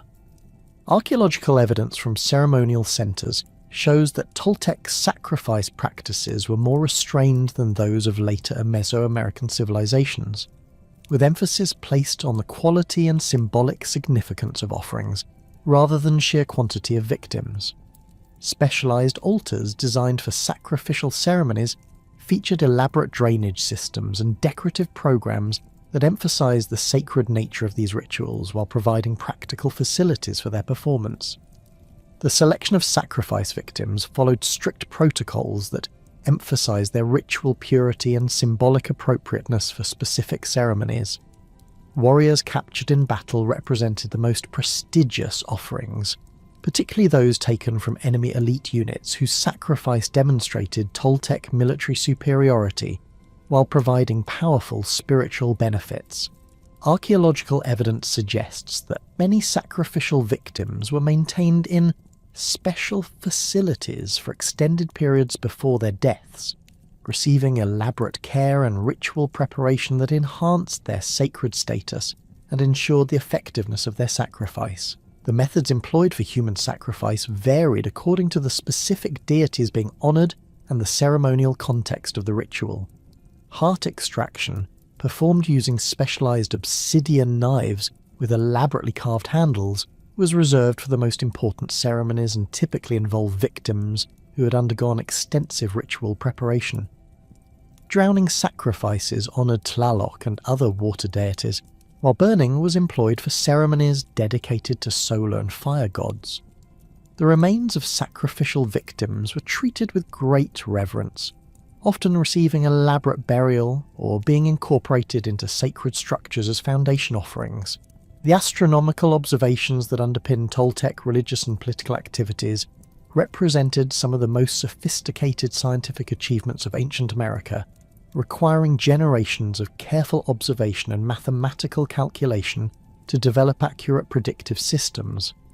Toltec priest astronomers maintained detailed records of celestial events using various notation systems that allowed them to predict eclipses, planetary conjunctions, and seasonal changes with remarkable precision. These observations were integrated into architectural planning, ceremonial scheduling, and agricultural decision-making in ways that demonstrated the practical applications of astronomical knowledge. The planet Venus received particular attention from Toltec astronomers due to its association with Quetzalcoatl in his aspect as Tlahuizcalpantecutli, the Lord of the Dawn. Detailed observations of Venus cycles allowed priests to predict its appearances as both morning and evening star, information that was crucial for timing important ceremonies and military campaigns. Archaeological evidence from Toltec sites includes numerous architectural alignments that correspond to Venus positions, while carved stone monuments record specific dates when Venus events coincided with significant political or religious occasions. Solar observations provided the foundation for agricultural planning and ceremonial scheduling throughout the Toltec sphere of influence. Priest astronomers maintained careful records of solstices, equinoxes, and seasonal changes that allowed them to coordinate planting and harvest activities across diverse ecological zones. Temple complexes throughout Toltec territory included specialized observation platforms and architectural alignments that facilitated accurate solar observations while providing dramatic settings for ceremonies timed to coincide with astronomical events. Lunar cycles were integrated into Toltec religious practice through ceremonies that honored lunar deities and utilized the moon's phases for timing specific types of ritual activity. Archaeological evidence suggests that certain sacrificial ceremonies were scheduled to coincide with lunar eclipses, while agricultural activities were often timed according to lunar phases that were believed to influence plant growth and animal behavior. The integration of lunar observations with solar and Venus cycles created a comprehensive astronomical system that provided temporal structure for all aspects of Toltec religious and secular life. The concept of Tollan as a sacred space extended far beyond the physical boundaries of the city to encompass a comprehensive vision of ideal, urban organisation that influenced city planning throughout Mesoamerica for centuries after the collapse of Toltec political power. Archaeological evidence from Tollan reveals sophisticated understanding of sacred geography, with the city's layout reflecting cosmological principles that connected earthly architecture to celestial patterns and divine authority. This sacred urban model was replicated at Toltec administrative centres throughout their territory, creating a network of ceremonial cities that reinforced political and religious unity across diverse populations and geographical regions. The central ceremonial precinct at Tollan was designed as a microcosm of the universe, with architectural arrangements that corresponded to cardinal directions, celestial movements, and mythological narratives about divine creation and cosmic order. The Great Temple complex occupied the position of the cosmic center, with surrounding structures arranged to represent the four directions of the universe and their associated deities, colors, and symbolic meanings. Causeways connecting different areas of the ceremonial center followed alignments that corresponded to important astronomical events, while the spacing and proportions of buildings reflected mathematical relationships that encoded religious and philosophical concepts. The integration of residential areas into the sacred urban plan created a comprehensive environment where daily life was constantly connected to religious and cosmological themes. Elite residential compounds near the ceremonial centre featured architectural elements that reflected their inhabitants' religious and political roles, while commoner housing areas were organised according to principles that maintained appropriate relationships to sacred spaces and ritual activities. The distribution of craft workshops, markets, and administrative buildings followed patterns that reinforced social hierarchy, while ensuring that all inhabitants could participate appropriately in community religious observances. The influence of Tolan's sacred urban model extended throughout Mesoamerica through the establishment of subsidiary ceremonial centres that replicated key features of the capital's design, while adapting to local geographical and cultural conditions. Archaeological evidence from Toltec-influenced sites shows the systematic application of urban planning principles that created visual and symbolic connections to Tolan while serving local political and religious needs. These ceremonial centres served as regional capitals that extended Toltec authority, while providing models for urban organisation that influenced city planning practices long after the collapse of Toltec political power. The sacred urban planning principles that governed Tolan-Xicoquetitlan's development created the physical framework within which Toltec artistic traditions reached unprecedented levels of sophistication and technical mastery. The workshops, ceremonial spaces, and elite residences constructed during the height of Toltec power provided both the infrastructure and patronage necessary for the emergence of distinctive artistic styles that synthesized diverse Mesoamerican traditions, while introducing innovations that would influence regional art production for centuries. Archaeological excavations throughout the Toltec sphere have revealed evidence of highly organized craft production systems that operated on scales previously unknown in central Mexico, creating standardized artistic products while maintaining the technical excellence and symbolic complexity that characterized elite Mesoamerican material culture. The sculptural traditions that emerged during the mature Toltec period represented a fundamental departure from earlier Mesoamerican artistic conventions, emphasizing geometric precision and symbolic clarity over the more naturalistic approaches that had characterized Teotihuacan and Maya art. Toltec sculptors developed distinctive techniques for working with the local limestone and basalt available around Tula, creating monuments that combined architectural functionality with complex iconographic programs. The famous Atlantean columns that supported the roof of Temple B demonstrate the technical mastery achieved by Toltec stone carvers, who transformed massive blocks of basalt into precisely proportioned warrior figures that served both structural and symbolic functions. These monumental sculptures required sophisticated understanding of both artistic composition and engineering principles, as each column needed to support substantial architectural loads while maintaining its sculptural integrity. The carving process began with the selection of appropriate stone blocks, which were quarried from specific geological formations that provided the necessary strength and workability. Master sculptors used bronze tools, stone hammers, and abrasive materials to shape the rough blocks into finished forms, working from detailed models that ensured consistency across multiple columns. The surface details, including facial features, costume elements, and weapon designs, were executed with remarkable precision, using specialized chisels that allowed for fine detail work on the hard basalt surfaces. The iconographic program embodied in these sculptural works reflected complex theological and political concepts that required specialized knowledge to interpret fully. Each warrior figure wore distinctive regalia that indicated specific military ranks and religious affiliations, while the weapons and ornaments they carried conveyed messages about Toltec military prowess and divine protection. The butterfly-shaped pectorals worn by the figures represented the souls of warriors who died in battle, connecting earthly military service to cosmic responsibilities and eternal rewards. The atlatls and dart bundles held by the warriors demonstrated the technological superiority that had enabled Toltec military expansion, while their stern facial expressions conveyed the discipline and determination that characterized elite Toltec military culture. The smaller-scale sculptural production that flourished throughout Toltec territory during this period shows the widespread dissemination of artistic techniques and iconographic systems that had been developed at the capital. Stone sculptures from provincial sites display the same technical competence and symbolic sophistication as metropolitan works, indicating that skilled craftsmen had established workshops throughout the Toltec sphere, or that finished works were being distributed from centralized production centers.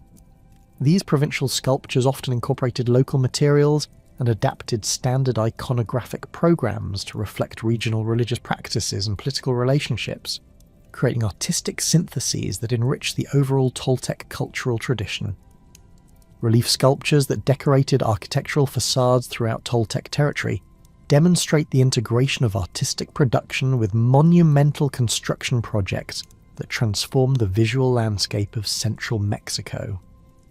The carved panels that adorn the sides of Pyramid B at Tula established iconographic themes that were replicated at ceremonial centres throughout the Toltec sphere, creating visual connections that reinforced political and religious unity across diverse populations. These reliefs depicted processions of jaguars, eagles and coyotes consuming human hearts, images that communicated messages about cosmic balance, ritual sacrifice, and the necessity of feeding the gods to maintain universal order. The technical execution of these relief sculptures required coordinated efforts by teams of specialised craftsmen who worked according to established templates and proportional systems.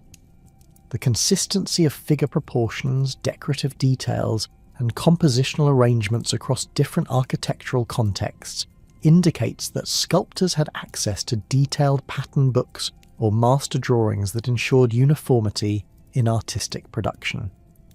The carving techniques employed show sophisticated understanding of how relief depth and surface texture would appear under different lighting conditions, with sculptors adjusting their approaches to create optimal visual effects for viewers approaching from various angles and distances. The pottery traditions that reached their full development during the Toltec imperial period represented one of the most significant achievements in Mesoamerican ceramic production, combining technical innovation with artistic sophistication that influenced pottery making throughout central Mexico. The Mazapan ceramic complex, which had emerged during the early phases of Toltec development, evolved into a comprehensive system of vessel forms, decorative techniques, and production methods that served both utilitarian and ceremonial functions. Archaeological evidence from ceramic workshops at Tula and other major sites reveals the scale and organisation of pottery production, with specialised facilities capable of firing thousands of vessels simultaneously while maintaining consistent quality standards. The technical innovations that characterised mature Mazapan ceramics included improved clay preparation techniques, more sophisticated firing methods, and the development of new decorative approaches that expanded the artistic possibilities available to Toltec potters. Clay sources were carefully selected and processed, using standardised procedures that removed impurities and achieved optimal plasticity for different types of vessels. The addition of carefully measured temper materials, including crushed volcanic glass and ground pottery sherds, created ceramic paste with specific working properties and firing characteristics that allowed potters to produce vessels with predictable performance characteristics.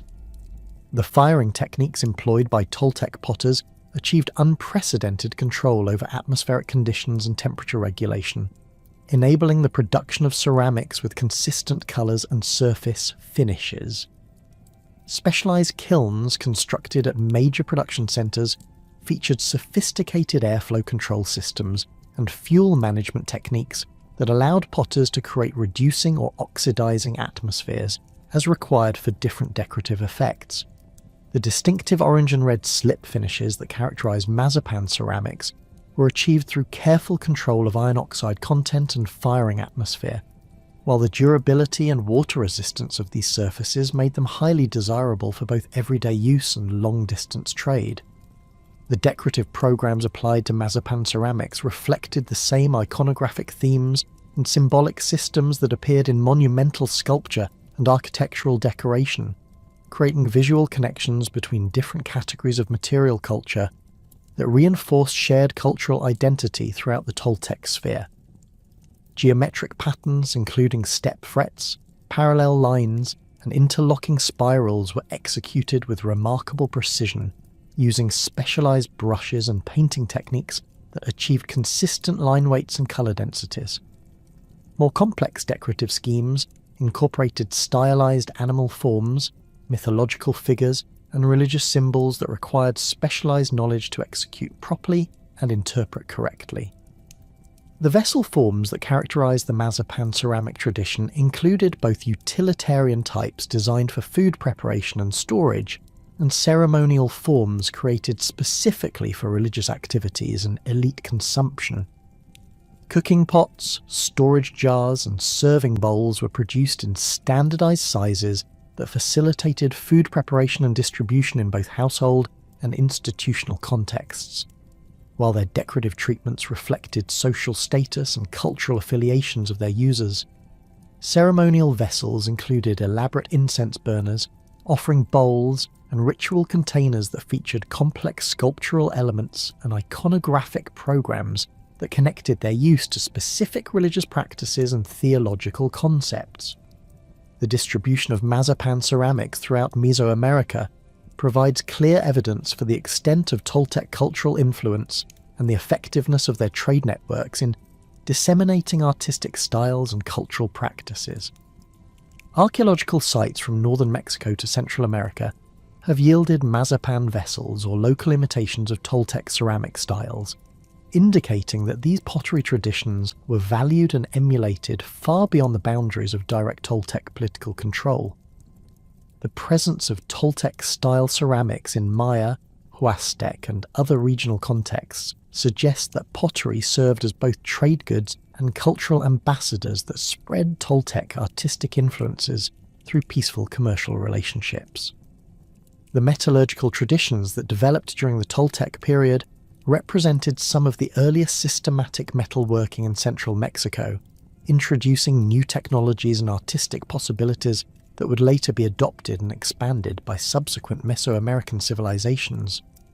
While metal objects remained relatively rare compared to stone and ceramic artifacts, the technical sophistication achieved by Toltec metalworkers and the symbolic importance accorded to metal objects in religious and political contexts indicate that metallurgy had become an important component of elite material culture. Archaeological evidence from workshop areas at Tula and other sites reveals the techniques and tools employed by Toltec metalworkers, while the distribution of finished metal objects provides insights into their social and ceremonial functions. Copperworking represented the primary focus of Toltec metallurgical activities, with craftsmen developing sophisticated techniques for smelting, casting, and cold working this versatile metal. The raw copper required for these operations was obtained through trade networks that connected Toltec territories with copper-producing regions in western Mexico, particularly the areas around modern-day Michoacán, where rich ore deposits had been exploited since earlier periods. The transportation of copper ingots over hundreds of kilometres required well-organised commercial systems and represented significant investments in both time and resources that indicate the high value placed on metal objects by Toltec elites. The smelting techniques employed by Toltec metalworkers utilised ceramic furnaces designed to achieve the high temperatures necessary for copper extraction, while providing adequate airflow control for efficient combustion. These furnaces were typically constructed using specially prepared clay that could withstand repeated heating cycles without cracking, while bellows systems made from animal skins provided the forced air circulation necessary for maintaining optimal smelting conditions. The crucibles used for melting copper were crafted from heat-resistant ceramic materials and featured pouring spouts that allowed molten metal to be transferred to casting moulds with precision and safety. The casting techniques developed by Toltec metalworkers enabled the production of complex three-dimensional objects that would have been difficult or impossible to create using other manufacturing methods.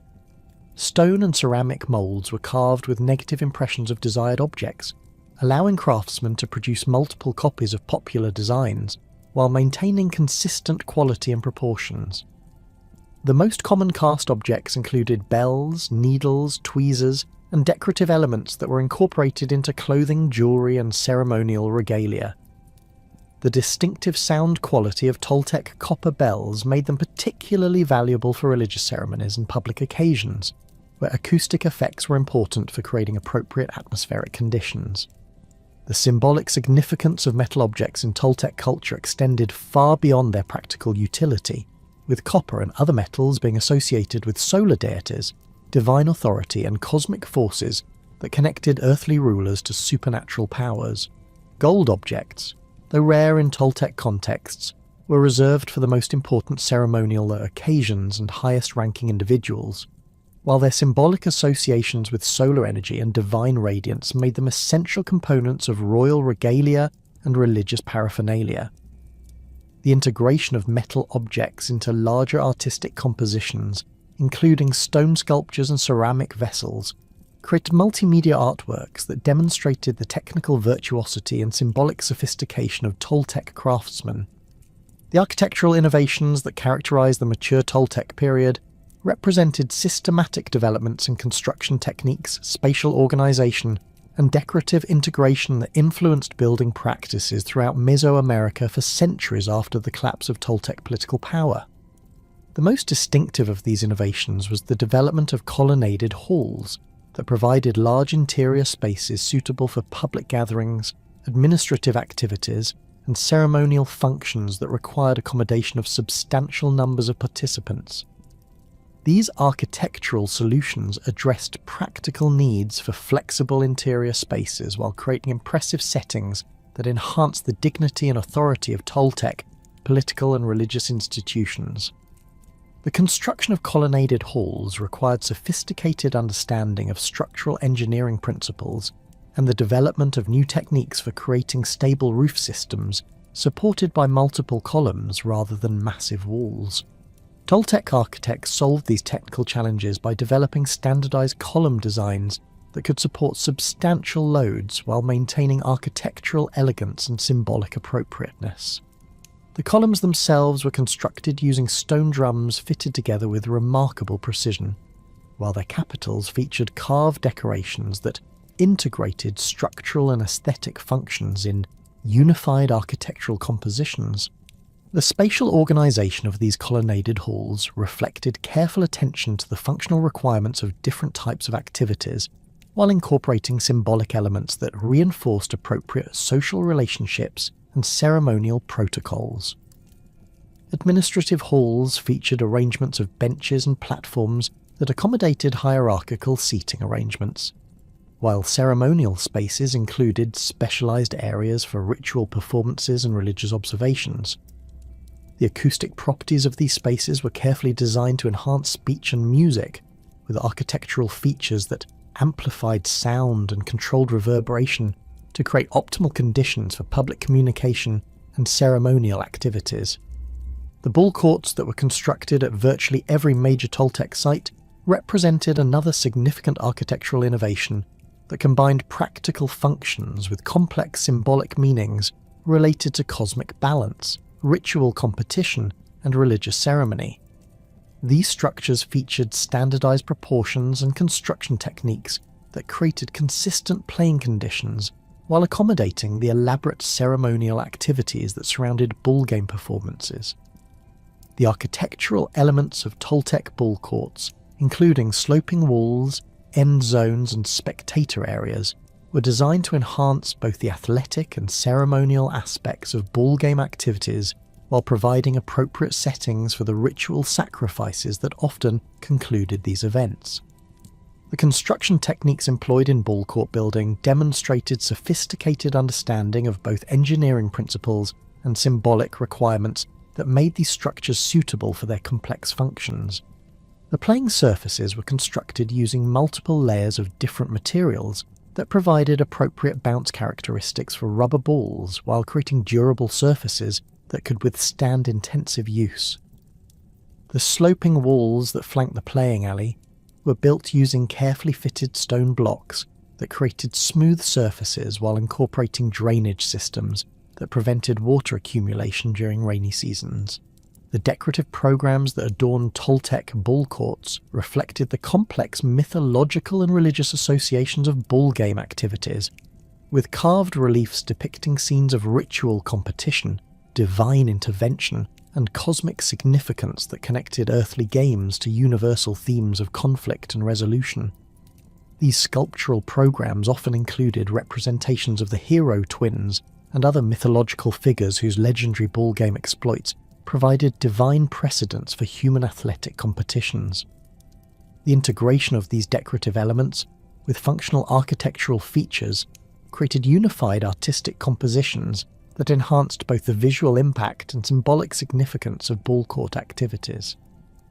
The integration of military motifs into Toltec architectural decoration reflected the central role of warfare in their political system, while creating visual environments that constantly reinforced messages about military prowess, divine protection, and the cosmic significance of armed conflict. Relief sculptures depicting warriors, weapons, and battle scenes adorn the facades of both religious and secular buildings throughout Toltec territory, creating comprehensive iconographic programs that connected military activities to broader themes of cosmic order and divine authority. These decorative schemes served both aesthetic and propagandistic functions, enhancing architectural beauty while communicating political messages about Toltec power and legitimacy. The warrior imagery that dominated these architectural decorations featured standardized iconographic elements that were recognizable throughout the Toltec sphere, while allowing for regional variations that reflected local cultural traditions and political relationships. Eagle and jaguar warriors appeared frequently in these sculptural programs, their distinctive costumes and weapons serving as symbols of Toltec military organization and effectiveness. The depiction of specific weapons, armor types, and tactical formations provided detailed information about Toltec military technology, while creating visual records of their martial achievements that served both historical and propagandistic purposes. The pictographic writing systems that developed during the Toltec period represented significant advances in information storage and communication technologies that enabled more effective administration of their expanding territorial holdings, while preserving religious knowledge and historical records for future generations. Archaeological evidence from Toltec sites includes numerous examples of pictographic notation systems that were used for recording calendrical information, tribute obligations, and ceremonial requirements that required precise documentation for proper implementation. These writing systems built upon earlier Mesoamerican traditions, while introducing innovations that enhanced their capacity for recording complex information with greater precision and clarity. The development of standardized symbol systems allowed Toltec scribes to create documents that could be understood by trained readers throughout their territorial sphere, facilitating communication between administrative centers and enabling the coordination of complex political and economic activities across vast distances. The pictographic elements employed in these systems included both logographic symbols that represented entire words or concepts and phonetic elements that recorded specific sounds or syllables. This combination of writing principles provided flexibility and precision that made Toltec writing systems capable of recording both administrative data and literary compositions with equal effectiveness. The preservation of historical knowledge through written records enabled Toltec scholars to maintain detailed accounts of political events, military campaigns, and religious developments that provided foundations for later historical traditions throughout Mesoamerica. These records were maintained in specialized libraries and archives that were attached to major ceremonial centers and administrative facilities, where trained scribes copied important documents and updated records as new information became available. The systematic preservation of historical information created institutional memory that enhanced governmental effectiveness, while providing cultural continuity that survived the eventual collapse of Toltec political power. The religious knowledge preserved through Toltec writing systems included detailed information about ceremonial procedures, mythological narratives, and theological concepts that required precise documentation for proper transmission to future generations of priests and scholars. Sacred books containing this information were maintained in temple libraries, where they served as reference materials for conducting ceremonies and training new religious personnel. The standardization of religious writing ensured that ceremonial practices remained consistent across different regions and time periods, while the preservation of mythological traditions provided cultural foundations that influenced Mesoamerican religious thought long after the end of Toltec political dominance.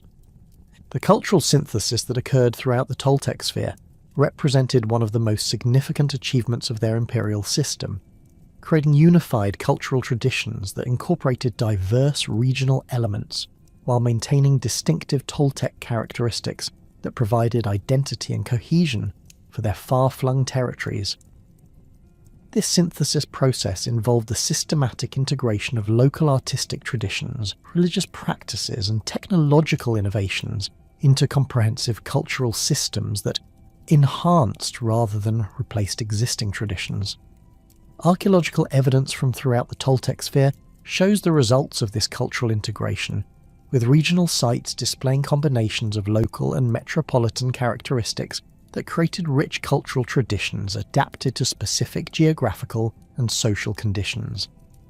The blending of various Mesoamerican traditions under Toltec influence created new forms of artistic expression, religious practice, and technological innovation that enriched the cultural heritage of central Mexico, while providing models for cultural integration that would influence later imperial systems. The success of this cultural synthesis depended on Toltec willingness to adopt and adapt useful elements from conquered territories while providing attractive incentives for local populations to participate in the broader cultural system. This approach created dynamic cultural traditions that continued to evolve throughout the period of Toltec dominance while maintaining enough consistency to provide unified identity for diverse populations. The cultural synthesis that had transformed Toltec territories into unified regional traditions operated within an economic framework of unprecedented sophistication that enabled the sustained prosperity necessary for their imperial achievements. The agricultural foundation of this economic system rested upon innovations in farming techniques, irrigation technology, and crop management that maximized productivity in the challenging semi-arid environment of central Mexico, while supporting urban populations that had grown to sizes previously unknown in the region. Archaeological investigations throughout the Tula River Valley have revealed extensive networks of terraced fields, irrigation canals, and water management systems that demonstrate the scale and technical sophistication of Toltec agricultural development during the height of their power. The terraced farming systems that transformed the hillsides around Tollan represented engineering achievements that required coordinated labour efforts and sophisticated understanding of soil management, water flow, and erosion control. These agricultural terraces were constructed using carefully fitted stone retaining walls that created level planting surfaces on steep slopes while preventing soil loss during seasonal rains. The terraces themselves were filled with fertile soil transported from river bottoms and enriched with organic matter from household refuse and human waste, creating productive agricultural plots that could support intensive cultivation of maize, beans, squash, and other essential crops. The construction of these terrace systems required detailed topographical surveys and hydraulic engineering that connected individual field units to comprehensive drainage networks capable of managing water flow during both dry and rainy seasons. Stone-lined channels carried water from springs and streams to storage reservoirs positioned at strategic elevations throughout the terrace systems, while carefully calculated gradients ensured adequate water pressure for irrigation, while preventing erosion of field surfaces. The most sophisticated of these systems included adjustable gates and diversion structures that allowed farmers to control water distribution according to seasonal needs and crop requirements. Archaeological evidence from agricultural areas around Tula reveals the tools and techniques employed by Toltec farmers to maximize crop yields while maintaining soil fertility over extended periods. Specialized agricultural implements included wooden digging sticks tipped with bronze or hardened wood points, stone hoes for breaking up compacted soil, and harvesting knives with obsidian blades that could efficiently cut mature grain stalks. The standardization of tool designs throughout Toltec agricultural areas indicates that farming techniques were systematically taught and disseminated, while the quality of construction suggests that agricultural equipment was produced by specialized craftsmen rather than individual farmers. The crop rotation systems employed by Toltec farmers demonstrated sophisticated understanding of soil chemistry and plant nutrition that enabled sustained high yields without depleting soil fertility.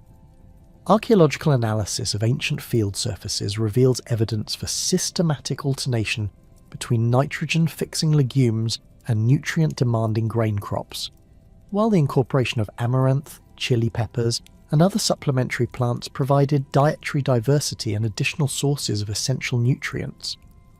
The timing of planting and harvesting activities was coordinated with astronomical observations and ceremonial calendars that ensured optimal growing conditions, while maintaining proper ritual relationships between agricultural activities and religious observances. The irrigation systems that supplied water to agricultural areas throughout Toltec territory represented some of the most sophisticated hydraulic engineering achievements in ancient America, requiring detailed understanding of topography, hydrology, and construction techniques that enabled effective water management across diverse geographical conditions. The primary irrigation network serving the Tula River Valley began with stone-lined intake structures that diverted water from the main river channel into distribution canals that carried water to elevated storage reservoirs positioned throughout the agricultural zone. These reservoirs were constructed using waterproof clay linings and stone spillways that prevented overflow damage while maintaining adequate water supplies during dry periods. The distribution networks that carried water from storage reservoirs to individual fields featured sophisticated control mechanisms that allowed farmers to regulate water flow according to crop needs and seasonal conditions. Bronze or wooden gates positioned at strategic points throughout the canal system could be opened or closed to direct water to specific field areas, while stone-lined measuring devices ensured that water allocation followed established protocols that prevented conflicts between neighbouring farmers. The maintenance of these irrigation systems required coordinated labour efforts that were organised through community work groups supervised by hydraulic specialists who possessed the technical knowledge necessary for system operation and repair. The agricultural productivity achieved through these intensive farming systems provided the economic foundation for craft specialisation and urban development that characterised Toltec civilization during its imperial period. Archaeological evidence indicates that agricultural surpluses were sufficient to support substantial non-agricultural populations engaged in craft production, trade, administration, and military service, while the reliability of food supplies enabled long-term planning and investment in monumental construction projects and territorial expansion. The systematic storage and distribution of agricultural products required sophisticated facilities and administrative systems that connected rural producers with urban consumers through networks of markets, warehouses, and transportation systems. Craft production during the mature Toltec period achieved levels of specialization and technical sophistication that transformed manufacturing from household-based activities into organized industries capable of supplying both local needs and regional trade networks. The obsidian tool industry that had emerged during earlier periods expanded dramatically during the 11th and 12th centuries, with workshop complexes at Tula and other major sites producing standardized implements in quantities that supplied markets throughout Mesoamerica. Archaeological excavations at these production centres have revealed the scale and organisation of obsidian working, with specialised areas for different stages of the manufacturing process and evidence for quality control systems that ensured consistent product standards. The procurement of raw obsidian for these manufacturing operations required extensive trade networks that connected Toltec workshops with quarry sites located hundreds of kilometres from major population centres. The most important obsidian sources included the Sierra de las Navajas deposits northeast of Tula, the Otumba sources in the basin of Mexico, and more distant quarries in Hidalgo and Puebla that provided different types of obsidian with varying properties suitable for different tool types. The transportation of raw obsidian from these sources to manufacturing centres involved organised expeditions that included armed guards, pack animals, and specialised equipment for extracting and preparing stone for transport. The workshop organisation that developed at major obsidian production centres demonstrates the emergence of sophisticated manufacturing systems that coordinated the activities of numerous specialized craftsmen working in coordinated production sequences. Master knappers who possessed the advanced skills necessary for creating prismatic blade cores supervised teams of apprentices and journeymen who performed preliminary shaping, core preparation, and blade removal operations according to standardized procedures. The most skilled craftsmen specialized in producing ceremonial objects, including ornate knives, mirrors, and sculptural elements that required exceptional technical ability and artistic sensibility. The quality control systems implemented in these workshops ensured that finished products met consistent standards for dimensions, edge sharpness, and durability that made Toltec obsidian tools highly valued throughout Mesoamerica.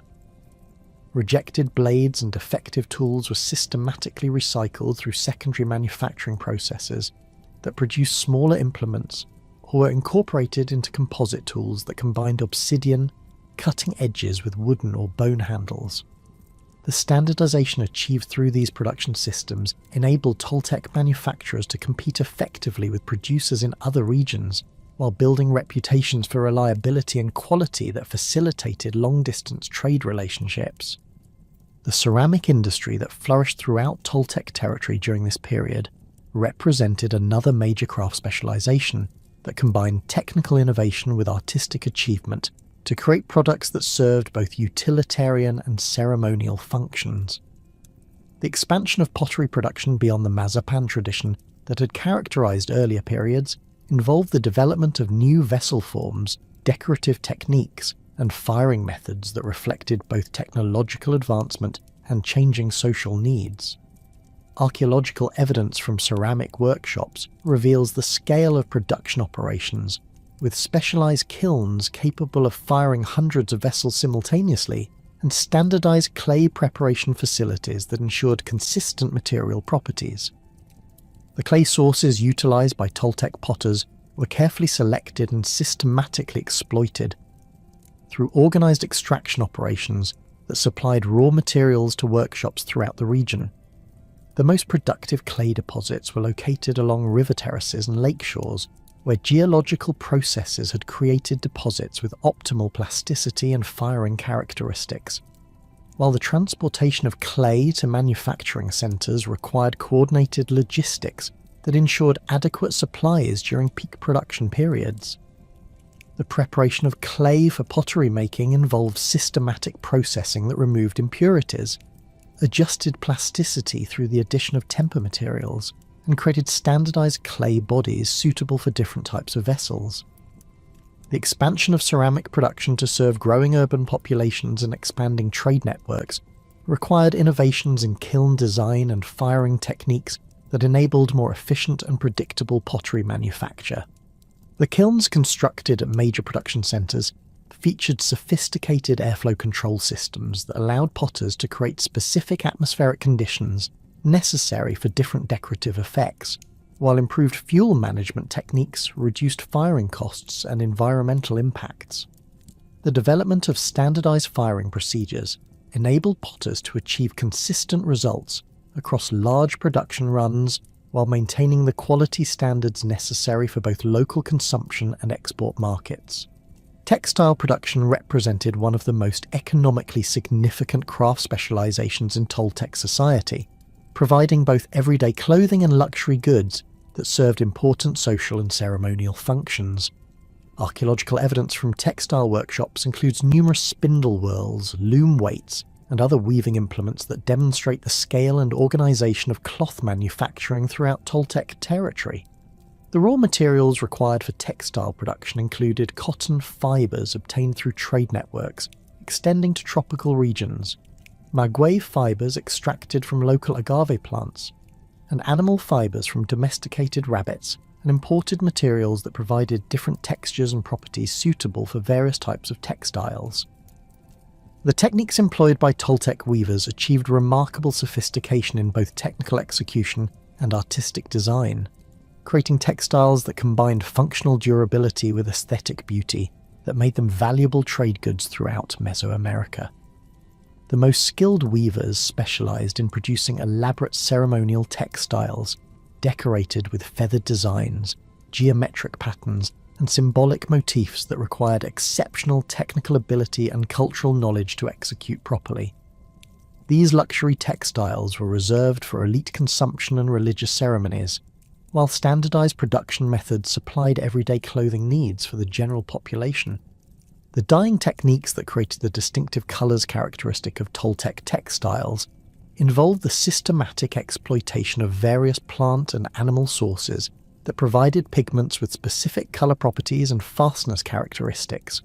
The most valuable dyes included cochineal red obtained from insects cultivated on prickly pear cacti, indigo blue extracted from specialised plants, and various yellow and brown dyes derived from tree barks and mineral sources.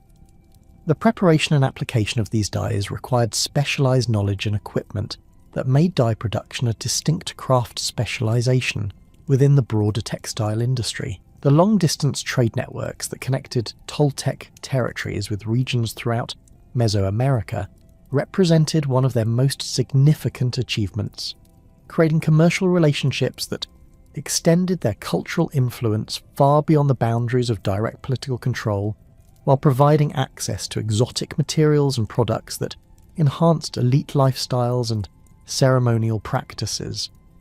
Archaeological evidence for these trade networks includes the widespread distribution of Toltec-produced goods and the presence of foreign materials in Toltec contexts that demonstrate the scale and effectiveness of their commercial operations. The organisation of long-distance trade required sophisticated logistical planning, diplomatic relationships, and military protection that made commerce an integral component of Toltec imperial strategy. The trade routes that connected Toltec territories with the Maya lowlands of Guatemala and the Yucatan Peninsula created some of the most important commercial relationships in Mesoamerican history, facilitating exchanges of goods, ideas, and technologies that enriched both civilizations, while creating cultural syntheses that influenced regional development for centuries.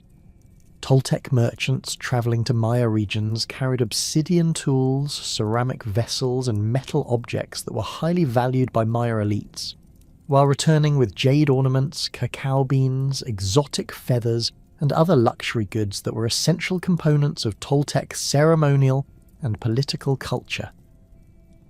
The establishment of trading relationships with Maya city-states required diplomatic negotiations and the development of commercial protocols that ensured safe passage for merchant caravans while providing mutual benefits for participating communities.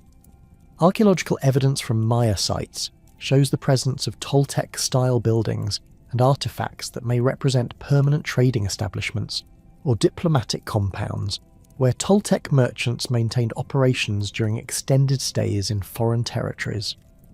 The integration of Toltec architectural and artistic elements into Maya ceremonial centres indicates that commercial relationships involved cultural exchange that extended far beyond simple commodity transactions. The trade networks that extended westward to the Pacific coast regions of modern-day Guerrero and Oaxaca provided Toltec merchants with access to marine resources, tropical products, and specialised craft goods that were unavailable in central Mexican environments. The most important of these trade goods included marine shells that were essential components of Toltec religious ceremonies, salt that was necessary for food preservation and processing, and exotic bird feathers that were required for elite ceremonial costumes and religious regalia. The transportation of these goods across the mountainous terrain between the Pacific coast and central Mexico required specialised knowledge of routes, seasonal conditions, and local political relationships that made long-distance trade a highly skilled profession.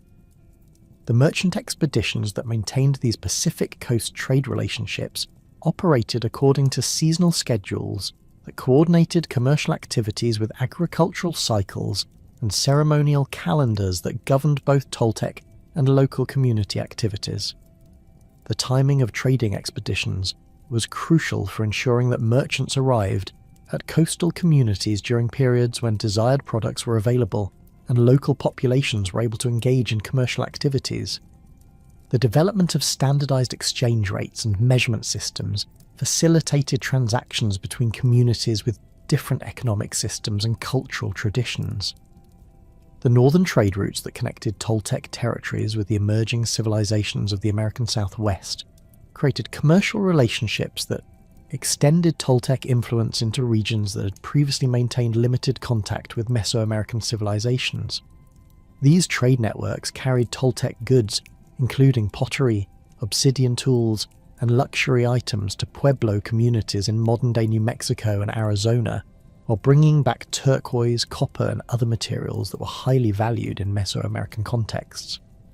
The archaeological evidence for these trade relationships includes the presence of Mesoamerican-style artifacts at southwestern sites and turquoise ornaments in Toltec, ceremonial contexts that demonstrate the success of these long-distance commercial operations. The market systems that developed within Toltec territories provided the institutional framework for distributing both locally produced goods and imported materials to consumers throughout their sphere of influence. Archaeological evidence from market areas at Tula and other major sites reveals the physical infrastructure that supported commercial activities, including specialized storage facilities, standardized measurement devices, and administrative areas where market officials regulated trading activities and collected taxes or fees from participating merchants. The organization of these markets required sophisticated administrative systems that maintained order, prevented fraud, and ensured that commercial activities contributed appropriately to state revenues. The tribute collection systems that extracted resources from conquered territories represented a crucial component of Toltec economic organization, providing the wealth necessary for supporting administrative bureaucracies, military forces, and monumental construction projects that maintained imperial power and prestige. The tribute obligations imposed on subject communities were carefully calculated to extract maximum resources without creating economic hardship that might provoke rebellion or population flight. Archaeological evidence from tribute-paying communities shows the construction of specialized facilities for producing, processing, and storing tribute goods, while administrative records preserved in later sources provide detailed information about tribute schedules and collection procedures. The role of Pochtesa, the professional long-distance merchants who served as both commercial agents and diplomatic representatives for Toltec authorities, represented one of the most distinctive features of their economic system. These specialized merchants possessed the linguistic skills, cultural knowledge, and political connections necessary for conducting business in foreign territories, while serving as intelligence agents and diplomatic intermediaries who facilitated political relationships between Toltec authorities and foreign rulers.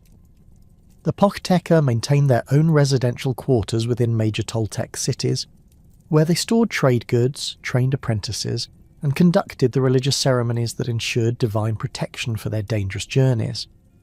The training and organization of Pochteka merchants required years of preparation that included instruction in foreign languages, commercial practices, diplomatic protocols, and the geographic and political knowledge necessary for successful long-distance trading expeditions.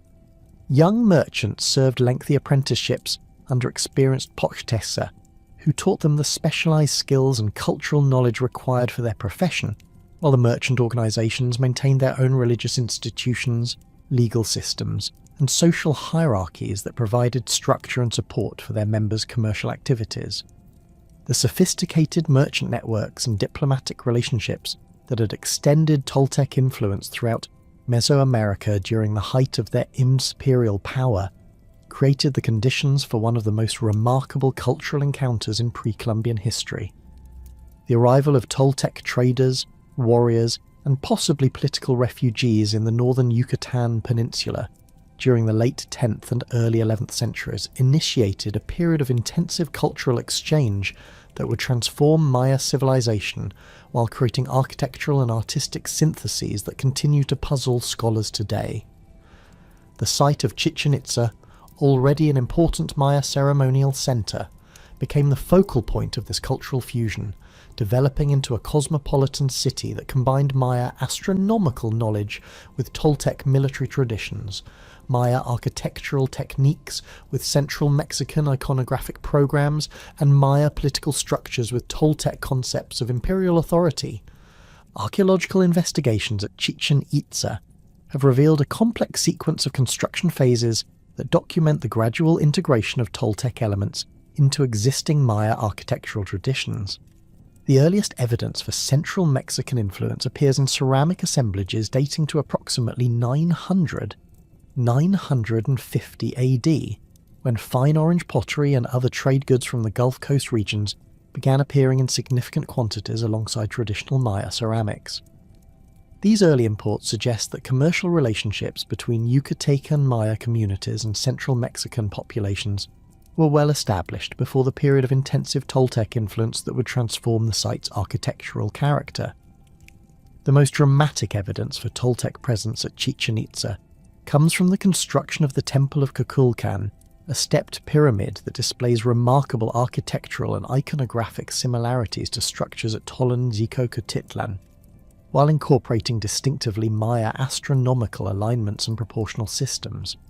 This monument, rising to a height of 24 metres and measuring 55.5 metres on each side at its base, represents a sophisticated synthesis of architectural traditions that require detailed knowledge of both Maya and Toltec construction techniques. The pyramid's 9 terraced levels and 4 stairways create a total of 365 steps when including the platform temple, corresponding to the solar year and demonstrating the continuation of Maya astronomical traditions within the new architectural framework. The iconographic program that decorates the Temple of Kukulkan reveals the systematic integration of central Mexican religious symbols with Maya theological concepts, creating visual narratives that would have been comprehensible to audiences familiar with both cultural traditions. Feathered serpent motifs carved on the pyramid's balustrades combine Quetzalcoatl imagery from central Mexico with Maya representations of Kukulkan, the Yucatecan version of the feathered serpent deity. The heads of these serpents, positioned at the base of the northern stairway, are illuminated by shadow patterns during the spring and autumn equinoxes, creating the famous serpent of light effect that demonstrates the continued importance of astronomical observations in Maya religious practice. The Temple of the Warriors complex at Chichen Itza provides even more dramatic evidence for direct Toltec architectural influence, featuring colonnaded halls and sculptural programs that closely parallel structures at Tula while adapting these forms to Maya building traditions and local limestone construction materials. The main temple structure, supported by carved columns depicting Toltec-style warriors, reproduces the basic architectural concept of Temple B at Tula, while incorporating Maya corbel vaulting techniques and proportional systems that reflect local architectural preferences. The warriors depicted on these columns wear the same distinctive regalia seen on the Atlantean columns at Tula, including butterfly pectorals, feathered headdresses and atlatl weapons, but their facial features and some decorative details show Maya stylistic influences that suggest local craftsmen were involved in their creation. The Great Ball Court at Chichen Itza represents the largest and most elaborate ball court in Mesoamerica, measuring 168 metres in length and featuring architectural elements and sculptural decorations that combine Maya and Toltec traditions in unprecedented ways. The court's basic design follows Maya architectural principles, with sloping walls and end zones that create optimal playing conditions for the rubber ball game, but the relief sculptures that decorate these walls display iconographic programs that draw heavily upon central Mexican artistic traditions.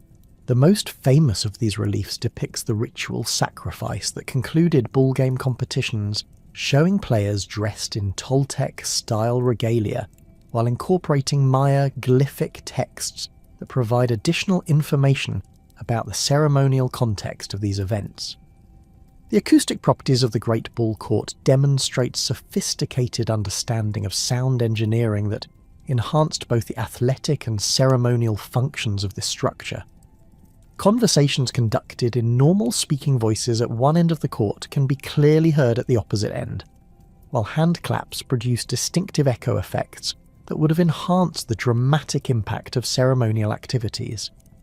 These acoustic features appear to have been deliberately engineered through careful attention to wall angles, surface textures, and spatial proportions that created optimal sound transmission and reverberation characteristics.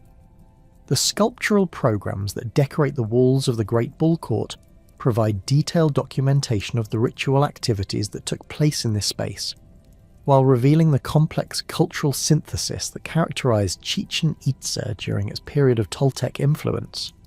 The central panel depicts two teams of bull players, with the captain of the winning team holding the severed head of the losing captain, while blood flowing from the neck transforms into serpents and flowering vines. This imagery combines Maya concepts of ritual sacrifice with central Mexican symbolism relating to agricultural fertility and cosmic regeneration, creating visual narratives that would have conveyed complex theological messages to audiences familiar with both cultural traditions.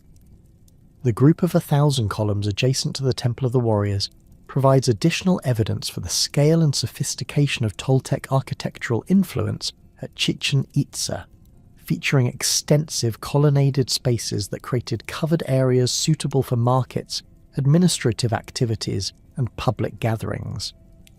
These structures represent direct adaptations of architectural forms that had been developed at Tula for similar functions, but their construction using local limestone and Maya building techniques created hybrid architectural forms that combined central Mexican spatial concepts with Yucatecan material traditions. The columns themselves feature carved decorations that include both Toltec warrior imagery and Maya glyphic inscriptions, demonstrating the bilingual and bicultural nature of the artistic programs created during this period of cultural synthesis. The astronomical alignments incorporated into Toltec-influenced structures at Chichen Itza reveal the continued importance of Maya scientific knowledge, even as architectural forms and iconographic programs were being transformed through contact with central Mexican traditions. The caracol, a circular structure that served as an astronomical observatory, combines Maya mathematical precision with architectural elements that show clear Toltec influence, including the use of columns and the integration of feathered serpent motifs into its decorative program. The building's windows and doorways are precisely aligned to frame the appearances of Venus at its maximum elongations, while other openings correspond to lunar and solar events that were crucial for Maya calendar keeping and ceremonial scheduling. The integration of Toltec military symbolism into Maya architectural contexts reflects the adoption of central Mexican concepts of warfare and political authority that transformed traditional Maya approaches to rulership and territorial control. Relief sculptures throughout Chichen Itza depict warriors equipped with Toltec-style weapons and armor, including atlatls, obsidian-edged clubs, and cotton armor that provided superior protection compared to traditional Maya military equipment. These military innovations appear to have been accompanied by changes in political organization that emphasized centralized authority and territorial expansion rather than the more fragmented city-state system that had characterized earlier Maya political development. The evidence for actual Toltec presence at Chichen Itza extends beyond architectural and artistic influence to include material culture assemblages that suggest the establishment of central Mexican populations within the Maya community.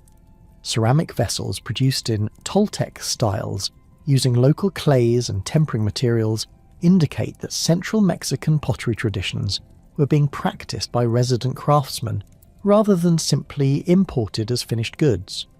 Similarly, obsidian tools found at the site show the application of Toltec manufacturing techniques to raw materials obtained from both central Mexican and Maya sources, suggesting that specialized craftsmen with knowledge of both technological traditions were working within integrated production systems. The chronological relationship between Toltec influence at Chichen Itza and the political upheavals that affected Tollan-Titlan during the late 10th century has generated considerable scholarly debate about the mechanisms through which cultural transmission occurred.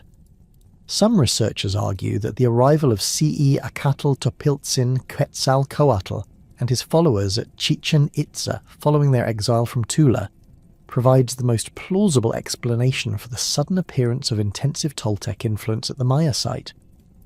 This interpretation is supported by the timing of architectural changes at Chichen Itza, which correspond closely to the period of political crisis at Tula, and by the emphasis on Quetzalcoatl Kukulkan imagery in the new construction programs.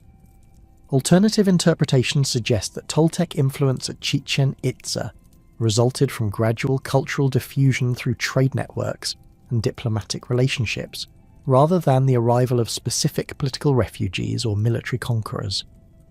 Archaeological evidence for commercial relationships between central Mexico and the Maya regions extends back several centuries before the period of intensive architectural influence, while the selective adoption of Toltec elements suggests that Maya rulers were making deliberate choices about which foreign innovations to incorporate into their own cultural traditions. The continued use of Maya architectural techniques and the integration of local astronomical knowledge into new construction programs support interpretations that emphasize Maya agency in the cultural synthesis process. The debate over the nature of Toltec-Maya interactions at Chichen Itza reflects broader questions about the mechanisms of cultural change in ancient Mesoamerica and the ways in which different civilizations influenced each other through contact and exchange. The archaeological evidence reveals clear patterns of cultural borrowing and adaptation, but the specific historical processes through which these changes occurred remain difficult to reconstruct with certainty. The integration of foreign elements into existing cultural systems appears to have been a selective process that involved conscious decisions by local populations about which innovations to adopt and how to adapt them to local conditions and preferences.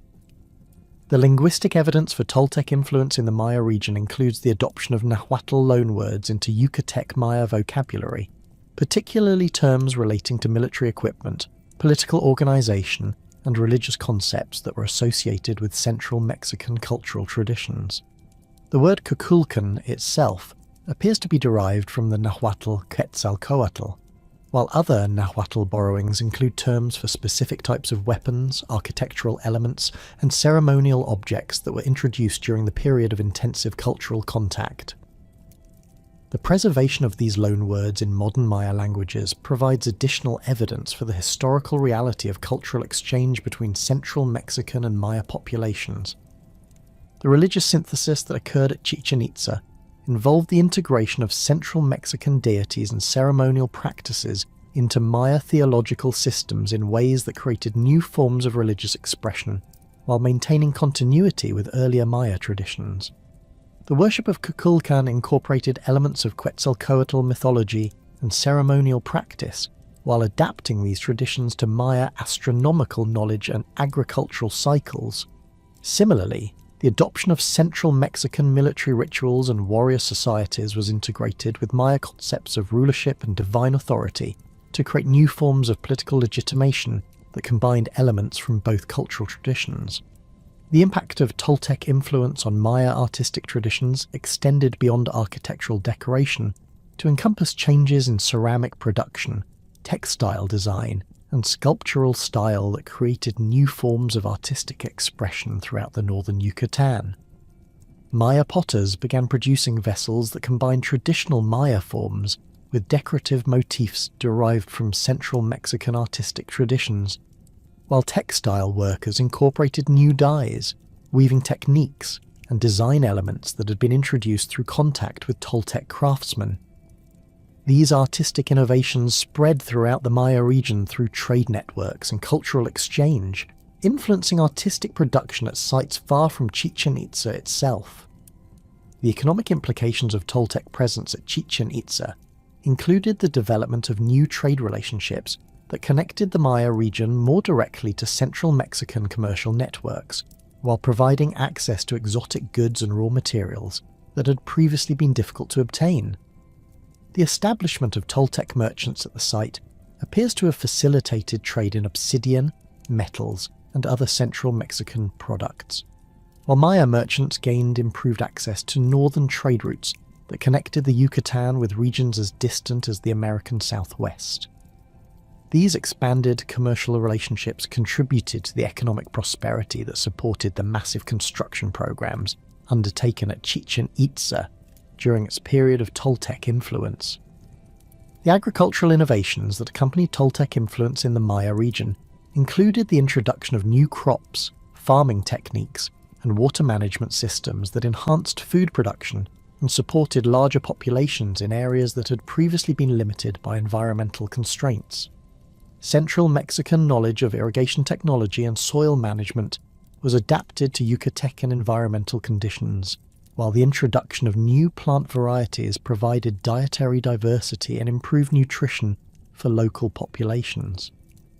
These agricultural improvements contributed to the demographic growth that characterized the northern Yucatan during the Terminal Classic period.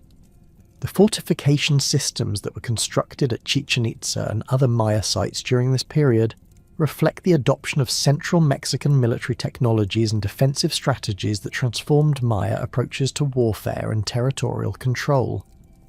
These fortifications included walls, moats, and defensive structures that incorporated Toltec engineering techniques while adapting to local topographic conditions and available construction materials. The scale and sophistication of these defensive works suggests that the period of cultural contact was accompanied by increased military activity and territorial competition that required new approaches to settlement defense and population protection. The influence of Toltec political concepts on Maya governmental systems appears to have contributed to the development of more centralized forms of authority that differed significantly from the traditional Maya city-state organization.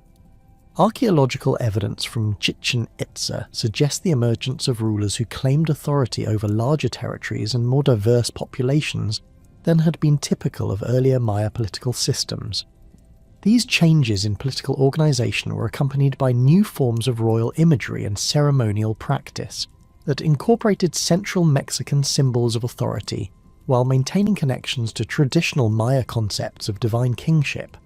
The scholarly debates surrounding Toltec influence at Chichen Itza continue to evolve as new archaeological evidence becomes available and as researchers develop more sophisticated approaches to understanding cultural interaction and change in ancient Mesoamerica. Recent excavations have provided additional data about the chronology and mechanisms of cultural contact, while advances in analytical techniques have enabled more precise identification of trade goods and their sources. These ongoing investigations continue to refine our understanding of one of the most significant episodes of cultural exchange in pre-Columbian American history, revealing the complexity and sophistication of the processes through which different civilizations influenced and enriched each other through contact and interaction. The ongoing scholarly investigations into Toltec Maya cultural exchange at Chichen Itza were occurring against a backdrop of mounting pressures that would ultimately undermine the foundations of Toltec imperial power. By 1100 AD, the sophisticated economic networks, military systems, and administrative structures that had sustained Toltec dominance across central Mexico for over a century were beginning to show signs of strain under the combined weight of environmental challenges, internal political conflicts, and external military pressures that would prove increasingly difficult to manage through traditional imperial strategies. The environmental crisis that began to affect central Mexico during the early 12th century represented the most serious challenge to Toltec agricultural productivity since the establishment of their intensive farming systems around Tolan-Cicocotitlan. Paleoclimatological evidence from lake sediments, tree rings, and other environmental indicators reveals a pattern of decreasing rainfall and increasing temperature variability that created drought conditions lasting several consecutive growing seasons. The sophisticated irrigation networks and terraced farming systems that had supported large urban populations became increasingly inadequate as water sources diminished and crop yields declined throughout the Tula River Valley and surrounding agricultural regions. Archaeological evidence from agricultural areas around Tula documents the desperate measures undertaken by Toltec farmers to maintain food production as environmental conditions deteriorated. Excavations reveal the construction of additional water storage facilities, the expansion of existing irrigation canals to tap more distant water sources, and the modification of terraced fields to maximize water retention during brief rainy periods. Stone-lined wells were dug to unprecedented depths in attempts to reach groundwater sources that had previously been accessible through surface springs, while the construction of covered storage facilities increased dramatically as communities sought to preserve grain supplies through extended periods of scarcity. The agricultural crisis created cascading effects throughout Toltec economic and political systems that proved impossible to resolve through traditional administrative responses. Urban populations that had grown accustomed to reliable food supplies from rural agricultural areas began experiencing shortages that led to social unrest and challenges to established authority structures. The archaeological deposits from residential areas at Tula show evidence of dietary stress, including increased consumption of wild plants and animals that had not been significant food sources during periods of agricultural abundance. Skeletal remains from this period reveal nutritional deficiencies and growth stunting that indicate prolonged periods of inadequate food intake across all social classes. The tribute collection systems that had provided essential resources for maintaining imperial administration and military forces became increasingly difficult to sustain as agricultural productivity declined throughout Toltec territory. Communities that had previously met their tribute obligations without difficulty found themselves unable to produce the required quantities of grain, textiles, and other goods, while maintaining adequate supplies for local consumption. Archaeological evidence from tribute-paying settlements shows the abandonment of specialized production facilities and the conversion of craft workshops to food storage areas, as communities prioritized survival over the manufacture of goods for regional exchange networks.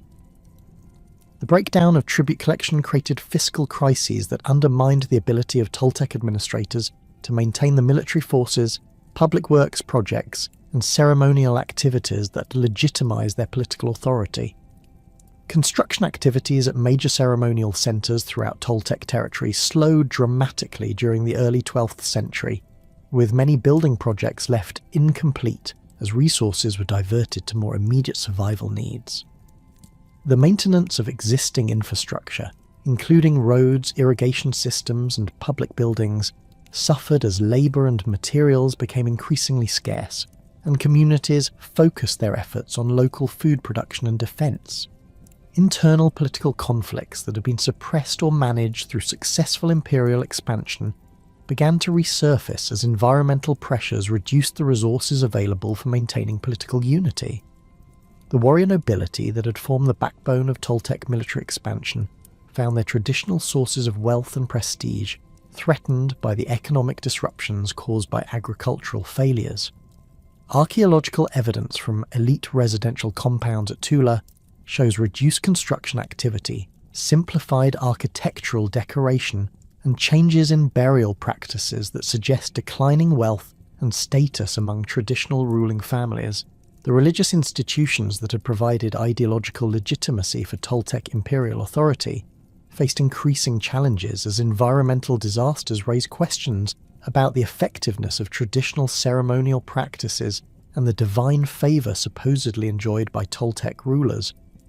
The elaborate ritual calendar that had coordinated agricultural, military and ceremonial activities throughout the empire became increasingly difficult to maintain as communities struggled to provide the resources necessary for proper observance of religious festivals. Archaeological evidence from temple complexes shows reduced offerings, simplified ceremonial equipment, and the abandonment of some religious facilities as communities could no longer support the full range of traditional ritual activities. The factional struggles that emerged during this period of crisis reflected fundamental disagreements about how to respond to the mounting challenges facing Toltec society. Conservative factions advocated for increased emphasis on traditional religious practices and military solutions, arguing that more intensive ritual observance and aggressive expansion could restore divine favour and access to new resources. Progressive factions promoted adaptation and reform, suggesting that survival required fundamental changes in political organisation, economic strategies, and territorial policies that would enable more effective responses to environmental and demographic pressures. Archaeological evidence for these internal conflicts includes the fortification of previously undefended settlements, the construction of defensive walls around residential areas, and the appearance of weapon caches in contexts that suggest preparation for internal warfare rather than external campaigns.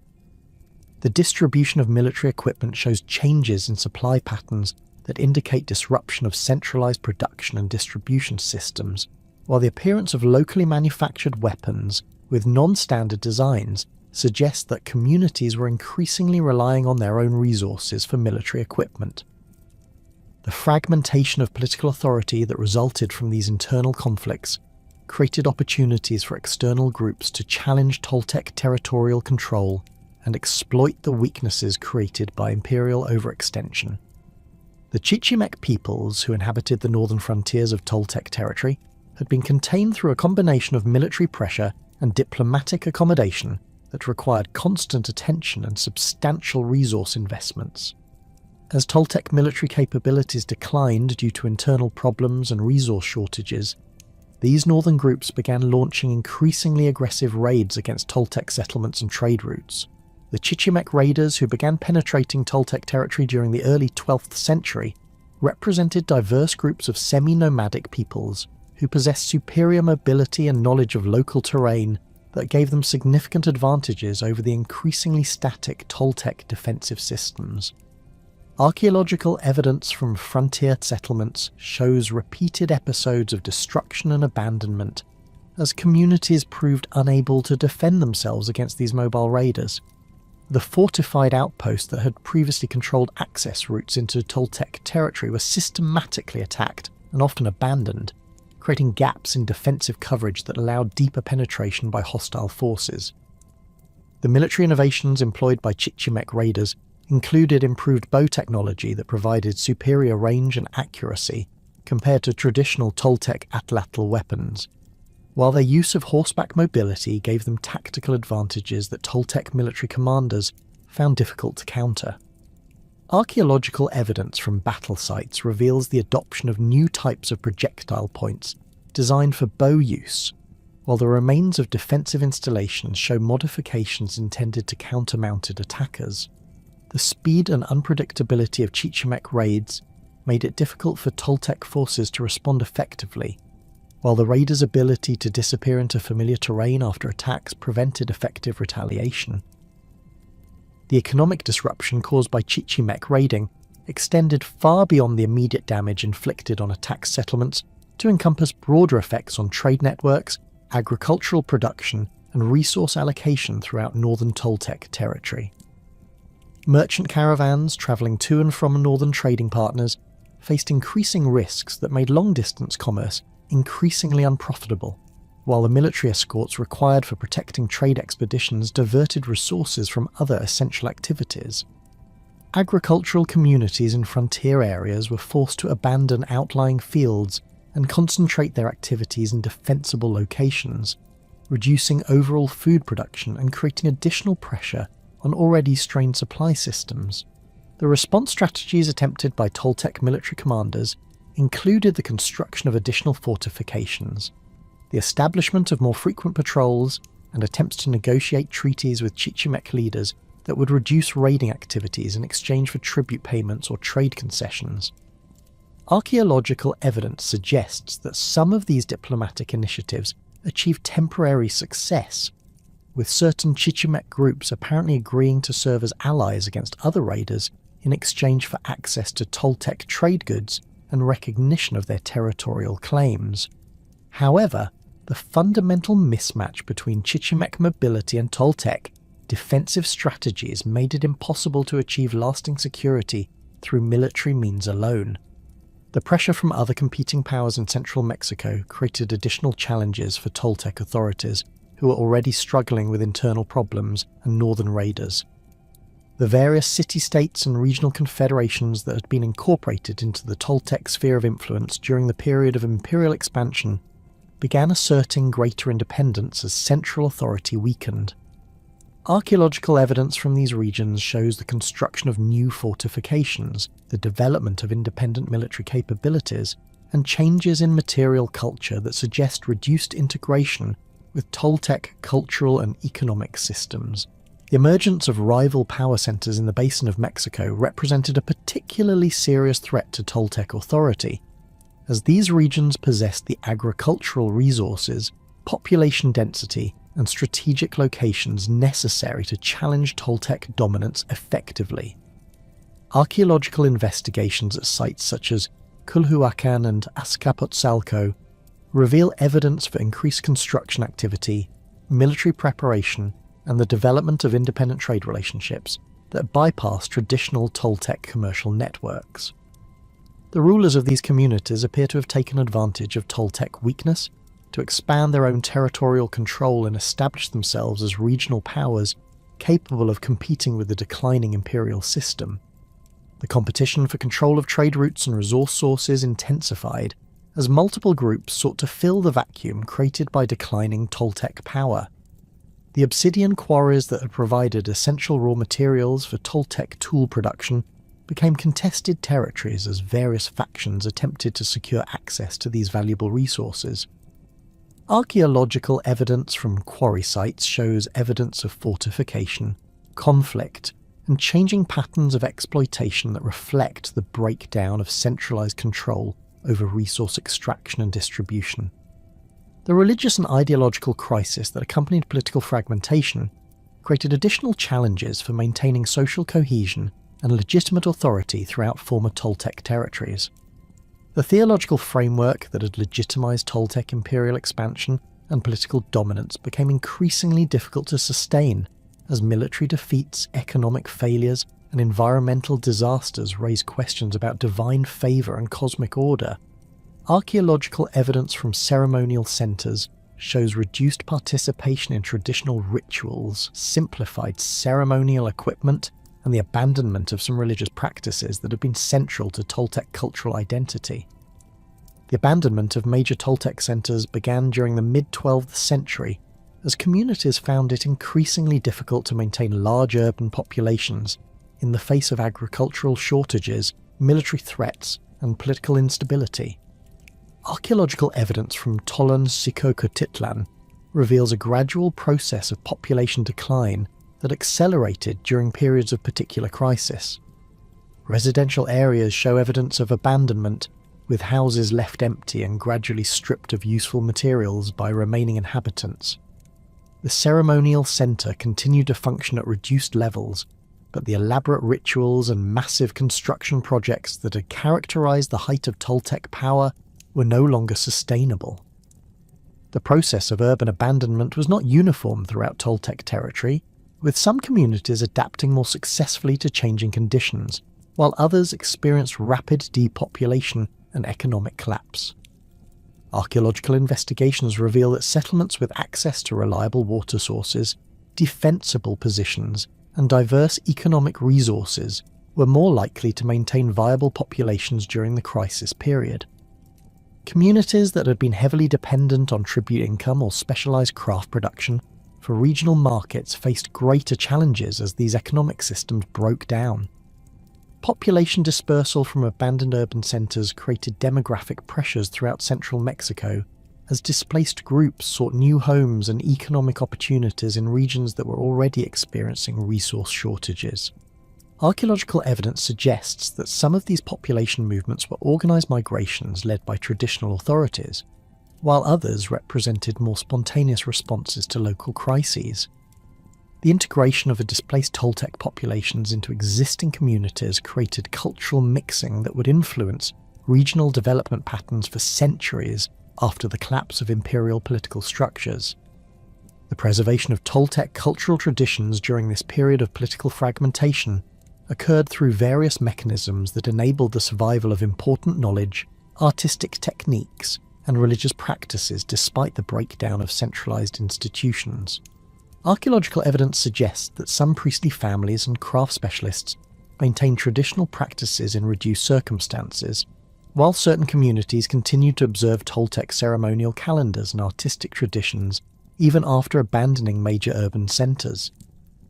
The transmission of cultural knowledge through family lineages and professional associations ensured that important elements of Toltec civilization would survive to influence later Mesoamerican developments. The archaeological record of Toltec decline reveals a complex pattern of adaptation, resistance, and transformation that defies simple narratives of sudden collapse or gradual decay. Different regions and communities responded to crisis conditions in various ways, with some maintaining modified versions of traditional systems, while others underwent fundamental reorganization. The material culture assemblages from this period show both continuity with earlier Toltec traditions and innovation in response to changing circumstances, indicating that cultural change was a dynamic process rather than simple abandonment of established practices. The legacy of Toltec political and cultural achievements continued to influence Mesoamerican development even as their imperial system fragmented and their major urban centres were abandoned. The architectural innovations, artistic traditions, and religious concepts that had been developed during the height of Toltec power provided models and inspiration for later civilizations throughout central Mexico. The administrative techniques, military technologies, and economic systems that had enabled Toltec expansion were adapted and modified by successor states that built upon Toltec foundations while developing their own distinctive characteristics. The administrative techniques, military technologies, and economic systems that had enabled Toltec expansion were adapted and modified by successor states that built upon Toltec foundations, while developing their own distinctive characteristics. Among these inheritors of Toltec tradition, none would prove more influential in reshaping the narrative of Toltec history than the Aztec Empire, whose rulers systematically appropriated Toltec legitimacy to justify their own imperial ambitions and divine authority.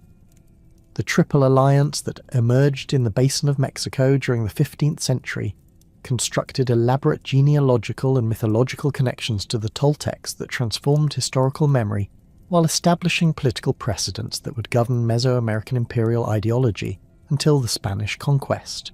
The Aztec appropriation of Toltec history began with deliberate attempts to establish direct dynastic connections to the rulers of Tolan-Xicocoatitlan, despite the chronological gap of nearly 3 centuries between the collapse of Toltec power and the emergence of Aztec dominance. Aztec historical accounts, preserved in codices and oral traditions recorded by Spanish chroniclers, consistently portrayed their rulers as legitimate heirs to Toltec authority who had inherited both the right and responsibility to govern central Mexico according to ancient precedents. These claims were supported through carefully constructed genealogies that traced Aztec royal lineages back to Toltec nobles, while archaeological evidence suggests that actual biological connections were minimal or non-existent. The most significant of these genealogical constructions involved the rulers of Culhuacán, a city-state in the southern basin of Mexico that had maintained some continuity with Toltec traditions during the period of political fragmentation. Aztec historians claimed that Culhuacan's ruling dynasty descended directly from the last Toltec kings, making marriage alliances with Culhuacan families essential for establishing legitimate claims to imperial authority. The Aztec ruler Acamapixtli, founder of the Tenochtitlan dynasty, was said to have been selected specifically because his mother belonged to the Culhuacan royal house, thereby providing the nascent Aztec state with the Toltec bloodline necessary for legitimate rule. Archaeological investigations at Culhuacan have revealed material culture assemblages that show some continuity with Toltec traditions, including ceramic styles, architectural elements, and religious practices that maintained connections to earlier imperial models. However, the evidence suggests that these continuities were more cultural than political, representing the preservation of artistic and religious traditions rather than actual dynastic succession. The Culhuacan rulers who claimed Toltec ancestry appear to have been local leaders who adopted Toltec symbols and practices to enhance their own prestige, rather than legitimate descendants of imperial bloodlines. The transformation of Toltec religious traditions under Aztec patronage created theological frameworks that elevated historical figures to divine status while establishing ritual practices that reinforced imperial ideology. The figure of Acatl Topiltzin Quetzalcoatl underwent particular elaboration in Aztec religious thought, evolving from a controversial historical ruler into a supreme creator deity whose promised return would herald a new golden age. Aztec priests developed complex mythological cycles that portrayed Quetzalcoatl as the divine architect of human civilization, the inventor of agriculture and learning, and the model for righteous rulership that provided standards against which earthly monarchs could be measured. These mythological elaborations served important political functions by establishing divine precedents for Aztec imperial practices, while creating theological justifications for territorial expansion and tribute collection. The concept of Quetzalcoatl as a culture hero who had brought civilization to humanity provided ideological support for Aztec claims that their conquests were spreading beneficial cultural influences rather than merely extracting resources from subject populations. The association of legitimate rulership with Quetzalcoatl worship created religious obligations that required conquered peoples to acknowledge Aztec authority as divinely sanctioned continuation of ancient Toltec traditions. The architectural programs undertaken by Aztec rulers systematically incorporated Toltec design elements and symbolic motifs that created visual connections to the imperial past while demonstrating the superior resources and capabilities of the new empire. The Templo Mayor at Tenochtitlan featured sculptural decorations that directly referenced Toltec iconographic traditions, including feathered serpent imagery, warrior symbols, and astronomical alignments that echoed the ceremonial architecture of Tollan-Xicoquetitlan. These architectural references were not mere aesthetic choices, but deliberate political statements that proclaimed Aztec inheritance of Toltec authority, while demonstrating their ability to surpass their predecessors' achievements. The scale and sophistication of Aztec construction projects were explicitly designed to exceed Toltec precedents, creating monumental architecture that impressed viewers with the superior power and divine favour enjoyed by the new imperial system. The Templo Mayor rose to heights that dwarfed the pyramids at Tula, while the urban planning of Tenochtitlan created a ceremonial landscape that surpassed Tollan-Xicoquetitlan in both size and architectural complexity. These achievements were presented not as innovations, but as fulfillment of Toltec potential, suggesting that Aztec rulers had successfully restored the golden age that had been lost with the collapse of the earlier empire. The military traditions that formed the backbone of Aztec imperial expansion drew heavily upon Toltec precedents while adapting ancient practices to new technological and strategic circumstances. The eagle and jaguar warrior societies that had originated during the Toltec period were revived and elaborated under Aztec patronage, with initiation rituals, training programs, and ceremonial regalia that consciously reproduced historical models, while incorporating innovations that reflected centuries of military development. Aztec military manuals and training texts explicitly referenced Toltec tactical principles and strategic concepts, presenting contemporary military practices as restoration of ancient wisdom rather than modern innovation. The weapons and equipment used by Aztec warriors incorporated technological improvements that had been developed since the Toltec period, while maintaining symbolic connections to earlier military traditions. The macuahuitl, the obsidian edge club that became the signature weapon of Aztec warfare, was presented as a Toltec invention despite archaeological evidence suggesting that its mature form had been developed during the post-Toltec period. Similarly, the atlatl continued to serve important ceremonial functions in Aztec military culture long after more effective projectile weapons had been adopted for actual combat, demonstrating the symbolic importance of maintaining connections to Toltec military traditions. The tribute systems that sustained Aztec imperial administration were explicitly modelled on Toltec precedents, with administrative procedures, collection schedules, and tribute categories that reproduced earlier imperial practices while expanding them to unprecedented scales. Aztec tribute lists preserved in colonial documents reference Toltec administrative terminology and organisational principles, while the geographic extent of tribute collection was presented as restoration of ancient imperial boundaries rather than new territorial conquest. The standardization of tribute obligations across diverse ecological and cultural zones followed patterns that had been established during the Toltec period, demonstrating the continuing influence of earlier administrative innovations.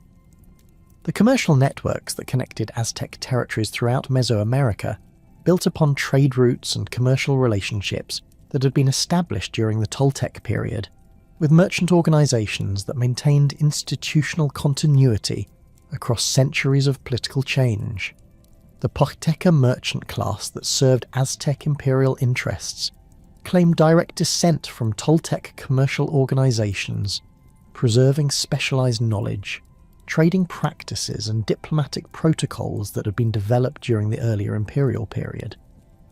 Archaeological evidence from merchant quarters in Aztec cities reveals material culture assemblages that show clear continuities with Toltec commercial traditions, including specialized storage facilities, standardized weights and measures, and ceremonial objects associated with long-distance trade. The influence of Toltec religious, artistic, and political traditions extended far beyond the Aztec Empire to encompass virtually every major Mesoamerican civilization that emerged during the post-classic period. The Maya city-states of the Yucatan Peninsula maintained architectural and artistic traditions that had been established during the period of Toltec influence at Chichen Itza, with ceremonial centres throughout the region featuring feathered serpent imagery, warrior symbolism, and astronomical alignments that reflected Toltec religious concepts. The continued worship of Kukulkan in Maya communities demonstrated the lasting impact of Toltec theological innovations on regional religious development. The Tarascan Empire of Western Mexico developed political and military institutions that showed clear influences from Toltec models, despite maintaining distinct cultural traditions and linguistic identity. Tarascan royal regalia included feathered ornaments, obsidian weapons, and ceremonial objects that referenced Toltec imperial symbolism, while their capital at Tzintzuntzan featured architectural elements that adapted Toltec design principles to local materials and construction techniques. The administrative systems that governed Tarascan territories employed organizational concepts and bureaucratic procedures that had been pioneered during the Toltec period, demonstrating the continued relevance of earlier imperial innovations. The Huastec peoples of the Gulf Coast region maintained religious and artistic traditions that preserved elements of Toltec cultural influence despite centuries of political independence and cultural development. Archaeological investigations at Huastec sites have revealed ceremonial architecture, sculptural programs, and material culture assemblages that show continuing connections to Toltec artistic traditions, while religious practices documented by Spanish chroniclers included ceremonies and mythological concepts that had been introduced during the period of Toltec expansion. The integration of these foreign elements into distinctively Huastec cultural contexts demonstrates the selective adoption and adaptation of Toltec innovations by regional populations. The transformation of historical Toltecs into legendary figures occurred through complex processes of cultural transmission that involved both deliberate mythological elaboration and gradual distortion of historical memory over time. The collapse of Toltec political institutions and the abandonment of major urban centres created gaps in historical knowledge that were filled through oral traditions, religious narratives, and political propaganda that gradually transformed historical figures into mythological archetypes. C.E. Acatl Topiltzin Quetzalcoatl became the most prominent example of this transformation, evolving from a controversial historical ruler into a divine culture hero, whose legendary exploits provided models for righteous leadership and promises of future redemption. The mythological cycles that developed around Toltec history incorporated elements from much older Mesoamerican religious traditions, while adding new themes that reflected the specific historical experiences of post-Toltec populations.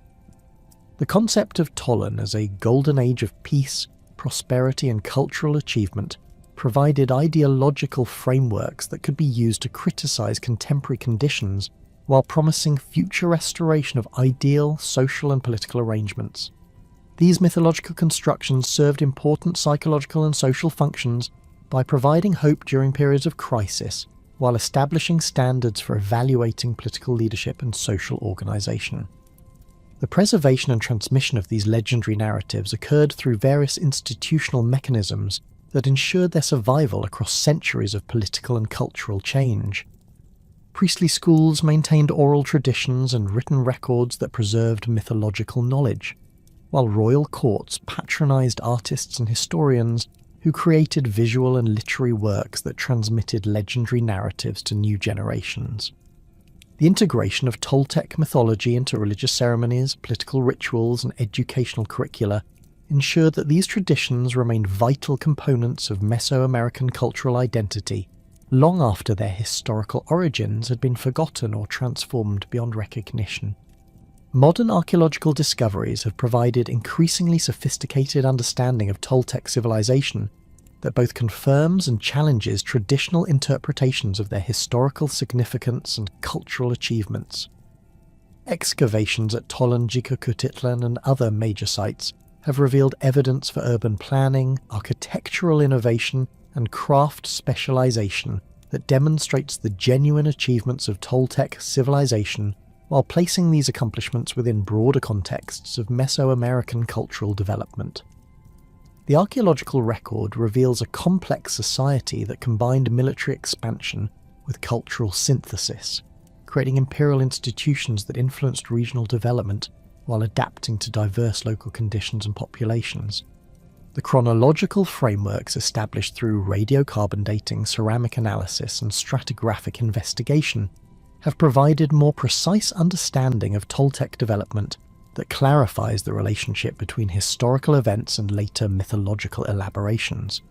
These scientific approaches have revealed that Toltec civilization developed over several centuries through gradual processes of cultural integration and political consolidation, rather than sudden emergence under divine guidance or heroic leadership.